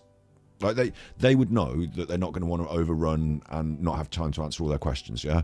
Ask all their questions. So they've got all their best questions and the most important ones out now, I think. And this might be a little bit of a, like, is there anything else you want to bring to the table? Or, like, maybe some curveballs or some outside-the-box ideas they might just still have lingering. But it feels like I doubt they're going to try and like catch her out in anything or, you know, anything like that. But we'll see. You know, let's see what they try. We are resuming the audio recorded proffer agreement with Ms. Maxwell, and the time is 11:49 a.m. All right. I wanted to follow up about former President Clinton's relationship with Mr. Epstein, not you. Can you? We touched on it, but can you just to set the? I have a couple questions about it. But what's your understanding of their relationship from what you observed? Meaning, former President Clinton and Mr. Epstein. I saw them talk. I saw them sit down and have chats about, I don't know, because I wasn't either party or didn't listen. And I know I would characterize, originally anyway, Mr. Epstein's interested in him because obviously he's the former president. But I never saw him, other than that, I saw them be friendly on the plane, but I don't recollect anyway, ever seeing them in any other context. I don't remember him at his house in New York. Like I said, I don't believe he ever went to the island. I think that was just that was a story that did. Do you know one way or the other whether their relationship continued without you, like when you kind of moved on past Mr. Epstein? I don't believe so. Why do you say that you don't believe so? Because I don't think they had a relationship even when I was there. President Clinton liked me, and we got along terribly well. But I never saw that warmth or that warmth, like however you want to characterize it, with Mr. Epstein and Mr. President. So I didn't see that. I didn't see any interest in. I didn't see President Clinton being interested in Epstein. He was just a rich guy with a plane. When the Southern District of New York case kind of became public and there was a search warrant of Mr. Epstein's house, there was some sort of painting or picture with Mr. Clinton and like a blue dress that had been signed. Do you know where he got that picture of that painting? First I saw it was in the press. So you never observed that in his brownstone? No. I thought it was hideous. What's that again? I thought it was hideous. She thought it was hideous. A very, like I said, curveball-y sort of thing now, isn't it? Like, but thinking, is this, you know, what are they getting in this proffer that's good, that gets her something? And is it that it's Clinton that's the one that's on the files? Clinton's his big friend, Clinton, and that deflects away from Trump. Is that what we're doing here now? And she hasn't given them that either. She said, well, they're not really friends. Clinton liked me. And they're pushing it again. Like, they are pushing, like, well, he's got a big painting of him and it's weird, so tell me about that. But she's like, nah, just didn't like it. Not for me, not my sort of thing. But you had never, so you don't know, sitting here today, where Mr. Epstein got it, No. the circumstance in which he got it. No. Do you know of any other gifts or paraphernalia or art or pictures that. How on earth does Jeffrey Epstein end up with a massive oil painting of Bill Clinton wearing a dress? It's up in one of the houses that she's responsible for decorating, for paying all of the people. How on earth does she not know how this painting was acquired and what's the story behind it? Like, that must just be a lie. Like, you don't walk past it and say, "Hey, Jeffrey, what the fuck is this massive painting of Bill Clinton in a dress up here for?"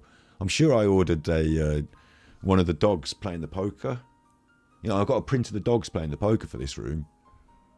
And I've got the dogs playing pool in the other room. There's a matching pair, and she goes and checks the other room. There's the dogs playing pool. She's like, "There's the dogs playing pool. Where's my dogs playing poker? I put it up in this room, I'm sure. We've got Bill Clinton in a dress here." Don't remember ordering that. Did you order Bill Clinton in a dress? I'll have to send this back. It's supposed to be dogs playing poker. Like, surely she would know. You don't just put up a massive, like, somebody doesn't just put up a massive oil painting of Bill Clinton in a dress in a home that you're directly responsible for furnishing and you don't know. Ghislaine. Former President Clinton gave to Mr. Epstein. No. I mean, did he maybe get him a gift? I don't know. I have no knowledge of that. And then, going back to the topic we were talking about before our last break, well, when you said something yesterday at the very beginning of our conversation, that when you first met Mr. Epstein, and you ultimately have sex with him, that he had,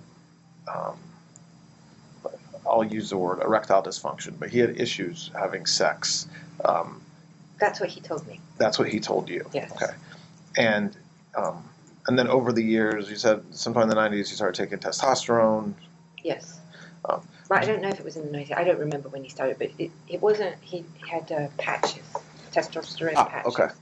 Dermal. Like on his arm. Yes. Okay. And then he was ridiculous because you shouldn't take more than one, but sometimes he had, like, well, I'm like, what are you doing? It's, like, unhealthy. Okay. From what you observed, or She said that Jeffrey Epstein was wearing multiple testosterone patches to sort of give himself a super boost of testosterone. Look, it's an interesting concept. Again, another strange, like, rabbit hole that you could go down, because, like, whilst that's just a little, iceberg surface, it would, if he was doing that, would he not also be interested in other supplements, other, like, there's a whole Epstein, like, they do this in the what they call the manosphere as well, don't they? They encourage all young lads to, like, drink this supplement, eat that powder, take these, like, vitamins and creatines, and then maybe steroids, maybe a little bit of steroids, some testosterone, some EVP, some PVA, some EVB, or whatever it is. Like, but they encourage you to, like, it's like a process. You get in the gym, there's people around, like, you can, like, obviously it's naughty to be doing the steroids, but there are things that are just on the grey area as well, aren't there? Like, and, like, was he into all that stuff? Like, was he into all different supplements? And, like, why was he super boosting his testosterone? For what reason? And, like, as I say, a knock-on sort of rabbit hole there is the whole, like, the whole sort of spectrum of that sort of stuff, I guess. But I'll just leave it there. I mean, Jeffrey Epstein had multiple testosterone patches on at one point. saw or heard, did he continue to have challenges sexually over the years, or do you think that whatever issue he told you he had was fixed? I think it was a lie You think he was lying about what? about his erectile dysfunction. Oh, you mean you don't think he ever had any issues? You think he just told you that? That is what I believe today, yes. But given, if any of the stories are true, he couldn't have had erectile dysfunction. The thing had a priapism, for Christ's sake. Well, that's one of the reasons for my questions. I mean, you're right. I mean, and again, we've talked about this a fair amount, but what did, like, the stories of what masseuses underage and overage have said about him are and what he liked, what he demanded that they do, whether it's watching him masturbate or pinching his nipples, kind of things that are unusual. Do you believe that? Like, do you, from what you saw, from what you observed, from what you did when your relationship with him, or is that true? Well, the bulk of what I read, he did not have sex. So that is consistent with what he told me, actually. And his masturbating, that is also consistent with what I knew myself.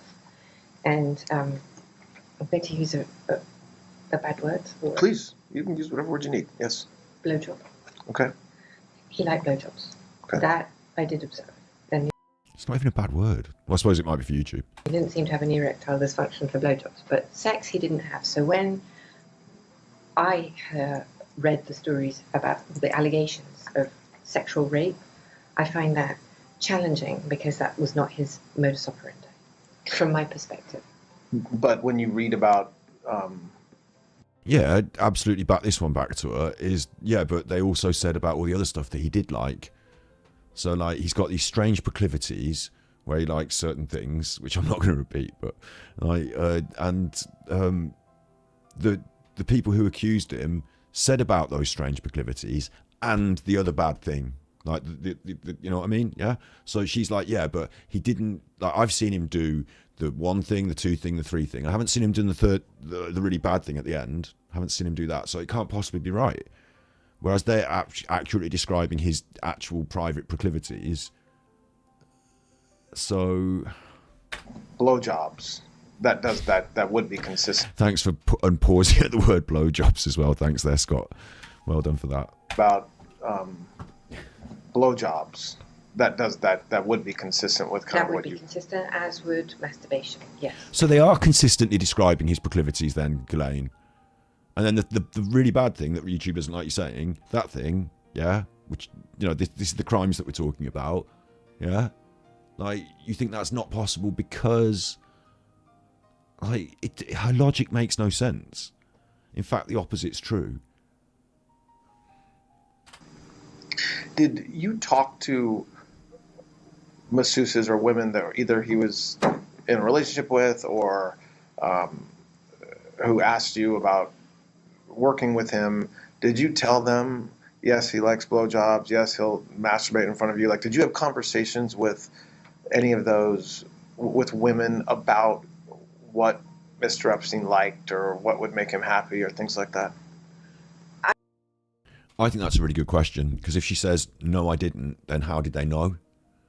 But if she says, yes, I did, so they could have found out that way and they're lying, they didn't really do it, but they found out, then why would she be saying it to them?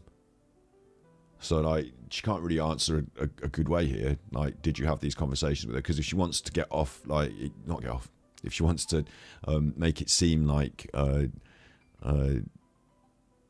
these people are lying and making up stories and they found out this information about Jeffrey, but they never really experienced it, then someone would have had to tell them. So this is a great opportunity for her to put that in there. Yeah, I told them, and then, they've just taken that and run with it. But that the double-edged sword of it is then, why are you even saying that to them? So, like, I don't think she's got a good answer here. It's a great question, because obviously she's guilty of this, in my opinion. Well, she's in the prison for it, isn't she? So, like, I would think that this is a great question, because either answer, either approach, kind of causes her to admit some guilt, I think.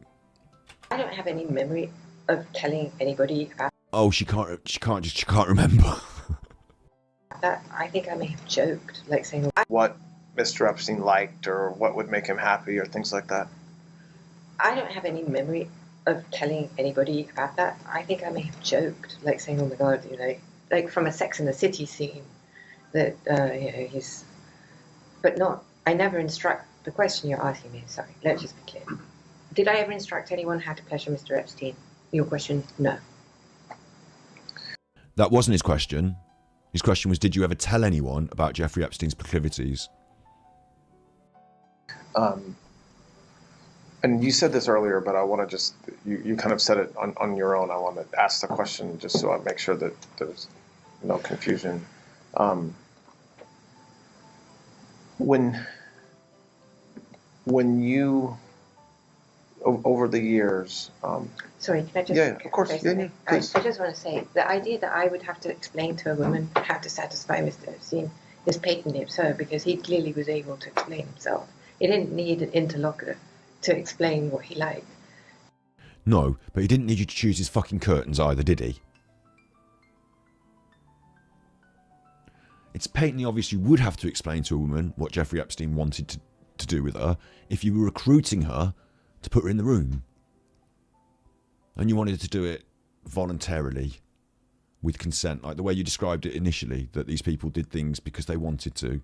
And like, let's be real, if they're over the age of consent and they're in a room with Jeffrey Epstein and they want to do it, then there isn't a problem there, is there, Ghislaine?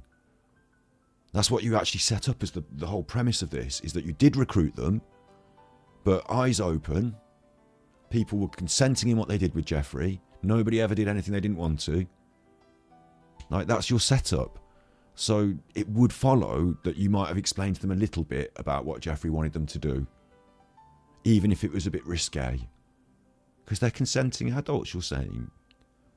The problem is that they're not consenting adults. They didn't consent and they're not adults. But like, it's starting to do my head a little bit the way she's like, paint the two, like, it couldn't possibly have been this way. Like, she's like, she's, first of all, she's telling me that my logic should agree, like that she's talking logically before she says what she says. Oh, it would logically be, and then she says it, but it wouldn't logically be that. In fact, it'd be the other way around. He's been doing this, obviously. Yeah, of course. Yeah, I just want to say the idea that I would have to explain to a woman how to satisfy Mr. Epstein is patently absurd because he clearly was able to explain himself. He didn't need an interlocutor to explain what he liked. He's been doing this, obviously, or this some version of this story his whole life and did not require any help from me. So then why did he hire you to help him hire the women? If he didn't require you to do that, why did you do it for money? Like, what a stupid thing to say. Like, so you hired the masseuse people, right? You'd send them in, and then Jeffrey's quite capable of getting his own knob out, thank you very much. So he flops it out and he says, like, oh, have a go on my nipples. And then they're like, well, I don't really want to do that, actually. And he's like, well, no, that's unfortunate. Right, next masseuse. Like, Ghislaine, we really should set up a system where we vet them first to see if they want to see my willy, because I keep getting it out and they like keep not wanting to see it. She's like, well, I suppose I could ask them in advance. That way, when they went in the room, like, they'd already be prepared to see your willy, and then you could just crack on. And like, so that system didn't occur to them. They thought that Jeffrey would just explain to the women when they got there for their the massage session that this wouldn't be a normal massage session. He'd want these extra sexual favours. Like, are you stupid, Ghislaine? Like, your story doesn't make sense. It makes much more sense that you, who went out and had 2 massages a day in all the different spas to recruit all the women, would say to them in some way, or maybe not, maybe not. And if not, then Jeffrey might expect what he wants, and then you've got this problem of consent, and then you're into the world of where you are, the prison, for being, like, you recruited these underage people without consent, and then so I think maybe she might even be telling the truth here. Maybe she never explained it to them, but she probably fucking knew. No, I think she did. Personally, I think she did explain it to some of them, but maybe not as far as, like, maybe there's a grey area in the middle somewhere. But like, what she says doesn't make sense. But then again, this isn't a courtroom battle, is it? Like, she gets to say it and put it on record, and then that gets to be on the record as a proffer agreement. But it's stupid. I just want to say the idea that I would have to explain to a woman how to satisfy Mr. Epstein is patently absurd because he clearly was able to explain himself. He didn't need an interlocutor to explain what he liked. He's been doing this, obviously, or this some version of this story his whole life and did not require any help from me. Then, so did you ever observe him having sex with a masseuse, regular intercourse, not a blowjob, nothing else, where you either walked in or you were in the room? I never saw Epstein have sex with any person. And so how about oral sex? did you ever observe a woman giving him oral sex, whether you were in the room or walked in, or I never saw anyone give Epstein a blowjob. No. But you said earlier you did see him masturbating in front of masseuses. I don't know if I said that. I don't know. Okay, sorry. I don't want. Let me ask the question. Sorry. For sure. No, that's fair. That's fair. I said I saw him. I'm sure I saw him in what some people could define as sexual contact. Because somebody could not have their clothes, or topless, I would say maybe. I could say that. If I saw him having masturbating when someone was like, I don't recall that. I don't have a specific memory of it. I'm sorry, but no, I'm not. Okay. I didn't say that. Okay, now all the same questions, but replace Epstein with Donald Trump, and see what she says. Okay, I understand. That's fair. Sorry, I'm not. That's okay. Surely not trying to put words in your mouth. No, that's absolutely not. It's fine. So, and you said, I think in passing, maybe not in passing, about. Do you think that was a little attempt to actually get her, to catch her out? Like I said, I didn't think they would.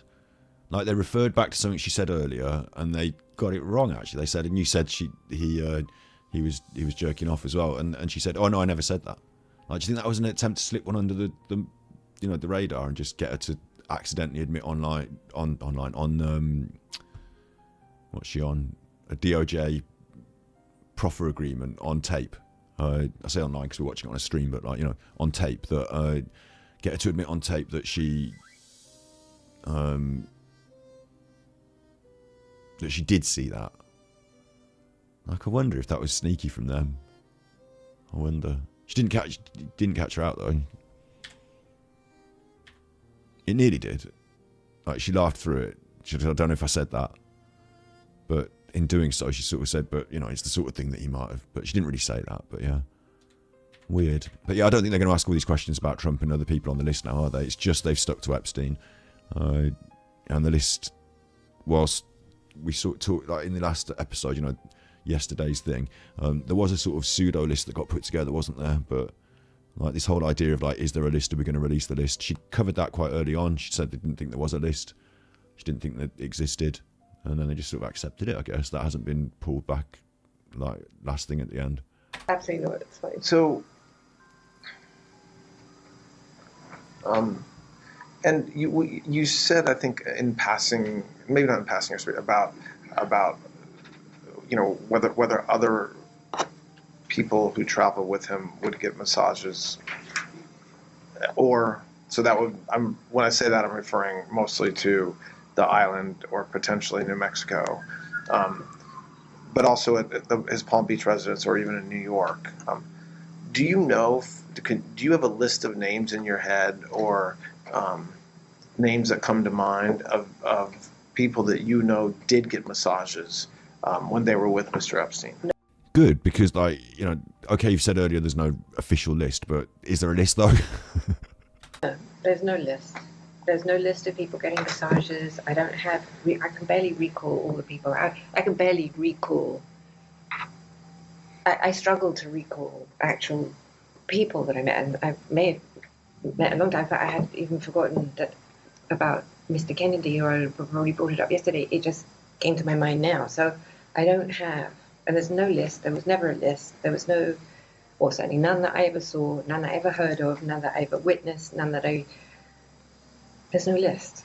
There's never been a list. How did I predict that?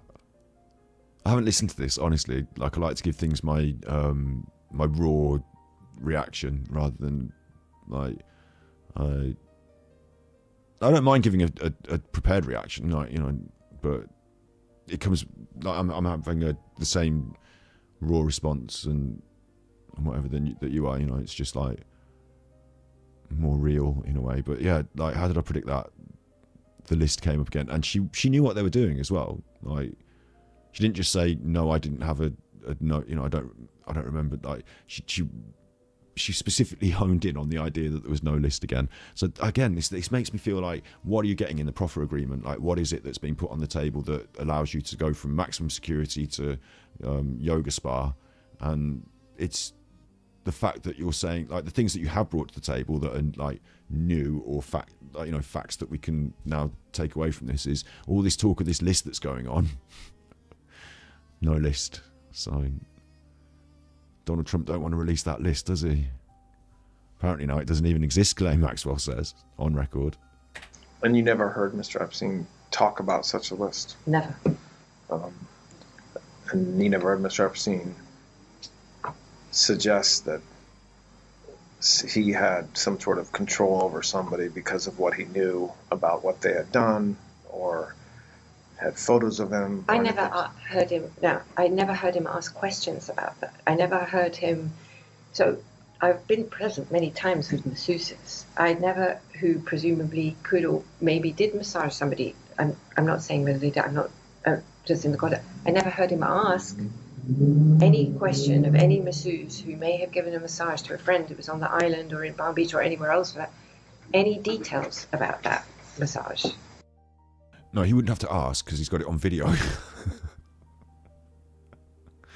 Isn't it? Oh my God. And you're right, she's being very stuttery, Mr. Goldenby. I tell you what though, it's a situation where Jeffrey Epstein's been murdered. Like she's saying he doesn't have any information on anyone that could be used in this way. There's no list or whatever. But if he did have, then maybe someone murdered him, and she's got to be careful, like not to get herself murdered, I suppose, as well, hasn't she? Like I kind of forget that as we go through it. I will her to tell the truth, but I can also kind of see now as well that if she just sat down and told all the truth here in this, she might not be going to Florida prison, mightn't she? She might not be in nice Florida prison now. She might be in a different situation. She might have got Epsteined. So, yeah. Like, does he have a funky foot? No, I never heard that. It's weird. And I think at one of the breaks today, your lawyer may have showed you... I'm going to have to rewind that because she sounded like she was telling a lie at the end when she went, weird. Any detail. So I've been present many times with masseuses. Who presumably could or maybe did massage somebody. I'm not saying whether they did. I'm not just in the context. I never heard him ask any question of any masseuse who may have given a massage to a friend who was on the island or in Palm Beach or anywhere else for that, any details about that massage. Like, does he have a funky foot? No, I never heard that. It's weird. And I think at one of the breaks today, your lawyer may have showed you something that just came out in the paper, I think, this morning or last night, a letter that is attributed to you, associated with this birthday book from 2003 that we talked about yesterday. Did you see that letter? I did see it. Is that, in fact, it just look like your handwriting or something you wrote? So I don't remember the letter. Okay. But it does look like my handwriting, and it does look like my name, and it looks like it could be real, but I have no memory of writing that, and I don't remember it at all. Do you remember what the birthday book, as they're calling it, what it looked like how it was put together? I do. What do you remember about it? I remember it was leather bound. I remember it being about yay big. It was big. Right, so you're saying it looks like it's like over 12 inches, 14, 15 inches? Yes, it was like sort of like a folio size, I guess, or something like that. Bound in the skin of human skin. And like this. And it was brown and thick, about this thick. Okay. And so I understand. On heavy stock paper. Heavy stock paper, like 14 inches high. That looks about right. And then around like... Well, A4's okay. We had A4 because it was done on heavy stock paper. But I can't remember if it was folio size paper or it could have just been A4. Oh, I see. So it could have just been letter size, or it might have been legal size. Yes. Heavy stock paper. Yes. And the folks that submitted letters were given the stock paper, or how were the letters, or did you like glue or something the letters to the stock paper? Every which way. Some were given the paper and they did their own thing. Some would send me some scrap of paper and I would put it on the thing. Some I didn't get because... And I would put it on a thing.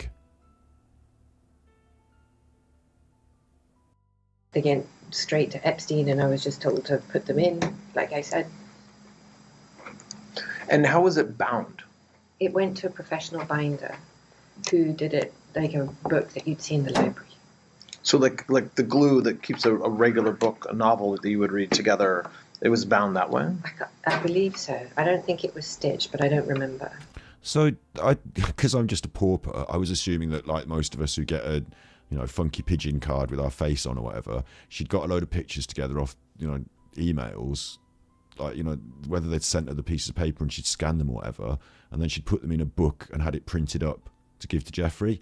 But we're talking about a volume of individually handwritten pieces. Maybe they've been printed and drawn on, like the Donald Trump one, individual pieces, and then they're on this stock paper, or when she said she put them on it, I thought she meant like scanned it, and she means like literally like glued it on, doesn't she? And like then this collection of individual letters has been bound by hand with leather, human skin, but it's taking on a slightly different. Like, I want to look at the Epstein book. I want to have maybe a deep dive stream on it, but then maybe it's not right for YouTube. I don't know what's in it, so I don't know. But yeah, the birthday book, it's a little more like, no one, of course it wouldn't just be bloody Vistaprint, when you get your old photographs and you send them to Vistaprint on JPEG and they come out in a little book for your nan. It's not that, is it? They're all individually handcrafted. Like, that must exist somewhere. Like, well, it does, doesn't it? Because they got all the pictures. Like, but yeah. Anyway, it's like, I'm now imagining the birthday book in a much more grand scale. I get it. I mean, it was professionally done by a professional bookbinder. And then after you presented it, or after it was presented to him when he turned 50, did you see the leather-bound book? Did he keep it somewhere in particular? It was in his bookcase in 71st Street. In Manhattan? In Manhattan. And did you see it over the years until you stopped going to the Brownstone? I saw it. I know I did see it because it was right behind his desk. And after I stopped going, I don't know what happened to it.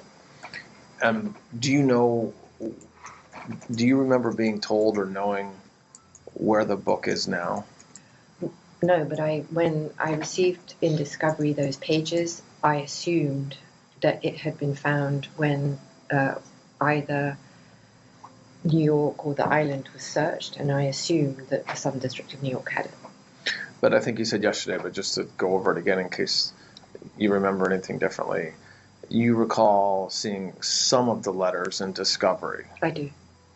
But you don't recall kind of seeing the leather book start to finish. No, but remember, I didn't see all of Discovery because they were very clever about, I didn't receive all Discovery, period. How did you know they were pages from the birthday book if you can't remember? Like, maybe she did remember some of them.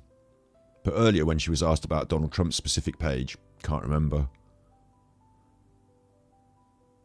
So if you're looking in the Discovery files, I mean, maybe it says these are from the birthday book, and you look at it and go, oh, that's definitely from that birthday book, yeah. But if you can't remember what's in the birthday book, when you see the Discovery file, you might say, well, this looks like a strange document. Some words on a page, a bit of handwriting. It looks like Donald Trump's signature. I can't remember seeing this. Where's that from? Like, it doesn't... Again, it's a non-correlative... Like, you can't have it both ways. You can't have your cake and eat it. You can't not remember these things, and then when you see them in Discovery, immediately remember what they are. Like, no, that's from that book. Because you don't remember it. And, in fact, very important items were not given to me at all, including witness testimony from grand jury. So you don't know. And what other important items weren't given to her at all that she remembers that exist that she didn't see? One way or the other, whether it was part of Discovery. You just know that you didn't get it. It wasn't part of Discovery that was given to you. Correct. But I'm absolutely sure that the Southern District of New York hid very important pieces of evidence from me. Okay. And I assumed that they leaked it, because where else would it be? If that's what it is. If it's true. If that's what it is. If it's true. Got to say that at the end, because otherwise it sounds like you know it's true, And that's what it is. And that basically validates what it is. So that is Donald Trump's page from the birthday book then, yeah? You just said it. If. Okay. So I'll say it to you. I've talked a little bit to your lawyer about it. I said to you yesterday that the purpose of what we did yesterday and today was exactly what we did, which is to have a conversation about Mr. Epstein and about you. And I think it's very challenging to talk about everything we talked about in 1.5 days or in just a period of hours. So I'll talk to Mr. Marcus about kind of what we're going to do next, if anything. Move you to a nice prison, apparently. Like, it's weird to have the proffer agreement without any sort of concept about what we're bargaining for, isn't it? But yeah, go ahead. There's no, and I'm not being coy, or I don't know yet. I don't know. So I have a lot of, we have some work to do. We'll do it with your lawyers to the extent we have questions or follow up. And this has been very helpful. I think it was you who kind of said you wanted to talk, but we gladly accepted. So she was one that wanted to talk. They gladly accepted. Interesting that he said that if we've got any follow-up, we'll do it between your lawyers. So it could be that further statements could be passed on to these people through the lawyers as follow-up. Like, they might come back and say to the lawyers, oh, we want to just clear up what she said about this point here. And then she might be able to give them a further statement that is now not going to be part of this audio. There's still an open door for her to say other things to them as part of the proffer agreement. Do you know what I mean? Like, follow-up between them and the lawyers. So I do appreciate you being willing to meet with us, and I expect that we'll be in touch soon. All right. This concludes the recorded proffer interview of Miss Maxwell. The time is 12:05 p.m. on Friday, July 25th. And that's that, innit? That's that. That's all of it. Interesting bits and pieces, I suppose. Like, a couple of different rabbit holes to take out of it. I don't think that she told. I don't think she told the truth, really. Overall, mainly. I think she obviated saying certain things. I think it's really clear that it's about taking people out of the spotlight, saying there's no list, saying Donald Trump didn't do anything bad, raising Clinton's profile a lot. Like, Clinton got mentioned an awful lot, and that other guy, Wexner, he got thrown in there a lot. She gave a pseudo list. I had a bit of fun at some points. Like, I had a bit of a laugh about it. Like, today's was a bit more serious, wasn't it, with the horrible crimes and the fact that she just basically wormed her way around them. Like, she's going to, isn't she? But I was potentially thinking she might have, like, put a bit more on the table and thrown it all on Epstein. But I'll tell you whose name didn't come up too much is Prince Andrew. Like, Sarah Ferguson came up and she gave her some shit, didn't she? But Prince Andrew, I don't remember him being a big part of this. And that's kind of interesting as well. Like, it's who you don't mention that's interesting, isn't it? Elon Musk came up at one point. Like, in passing, he'd been at a dinner. He had, like I said, the different rabbit holes. You've got the academics dinners. You've got the Amelia Earhart stuff. The submarines, the open water. There's a bit there. There's a bit to sort of dig into, but I do wonder whether anything she said that is rabbit hole worthy might be some sort of distraction technique to get you going down there instead of talking about whether Donald Trump's on the list. That's the thing. Like, she said about Amelia Earhart, Donald Trump said about it. Now they're doing an expedition to go out there, and there's There's people saying they're not going to find anything because they've already scanned it. There's even some people saying now they could have dumped some stuff out there to get the expedition going. Like, you know, there's all sorts being said. Is that just distraction? I could have jumped on this, maybe should have jumped on this the day it happened, like the day this was released. But it's been cool to take my time going through it. I'm glad you've been here to listen to it. Click like, you chuffer. And I guess, like, I don't know what my next plan is for my next thing that I'm doing. Like, I'm trying to drop a video that I never finish editing. And I've got Peter Folding on the editing chopping board now as well. But there's a couple of things I might want to do a study group that might turn into members content afterwards. Like, we do it as a stream, but then afterwards I just put it as a members thing because it doesn't sit as a nice clear story. I don't know, yeah. But I will see you on stream again. Possibly tomorrow, possibly the next day. Maybe tell me in comments what you want me to cover. There's a couple of, I don't want to be too heavy true crime, but like, there's a couple of things that I do want to look at. So yeah. Overall, I'm glad that we've done this. I think it's been good. It's been interesting to hear her talk, and there are a couple of rabbit holes that I do want to go down, even though I just said there might be distractions. They are still kind of interesting. And I'm sure more is to come from the Trump presidency. And there have been other stories that I could have been covering while we're doing this. So life moves pretty fast. But if you don't stop around and look around for a while, you could miss it. Anyway, you be good. You be good. I'll play us out with some Halloween pictures and some and a new song. And I'll see you anon.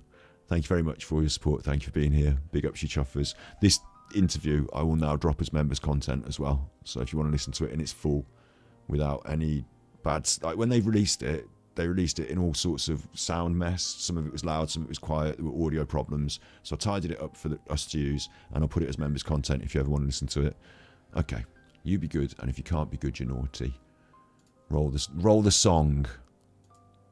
Have you ever been to Davos? Have you ever bought a helicopter? Have you ever forgotten about how you spent that $30 million? Have you ever ended up in American jail? Have you ever managed 50 houses? How about a ranch? How about a spa? How about 2 massages a day and a recruitment drive?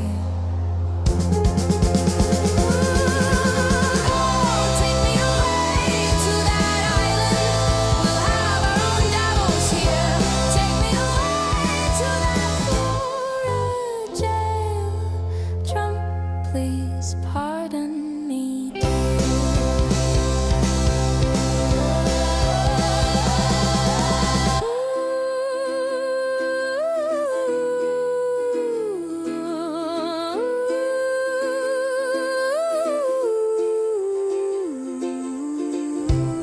me away to Ireland. We'll have our own Davos here. Take me away to that Trump, please pardon me, dear.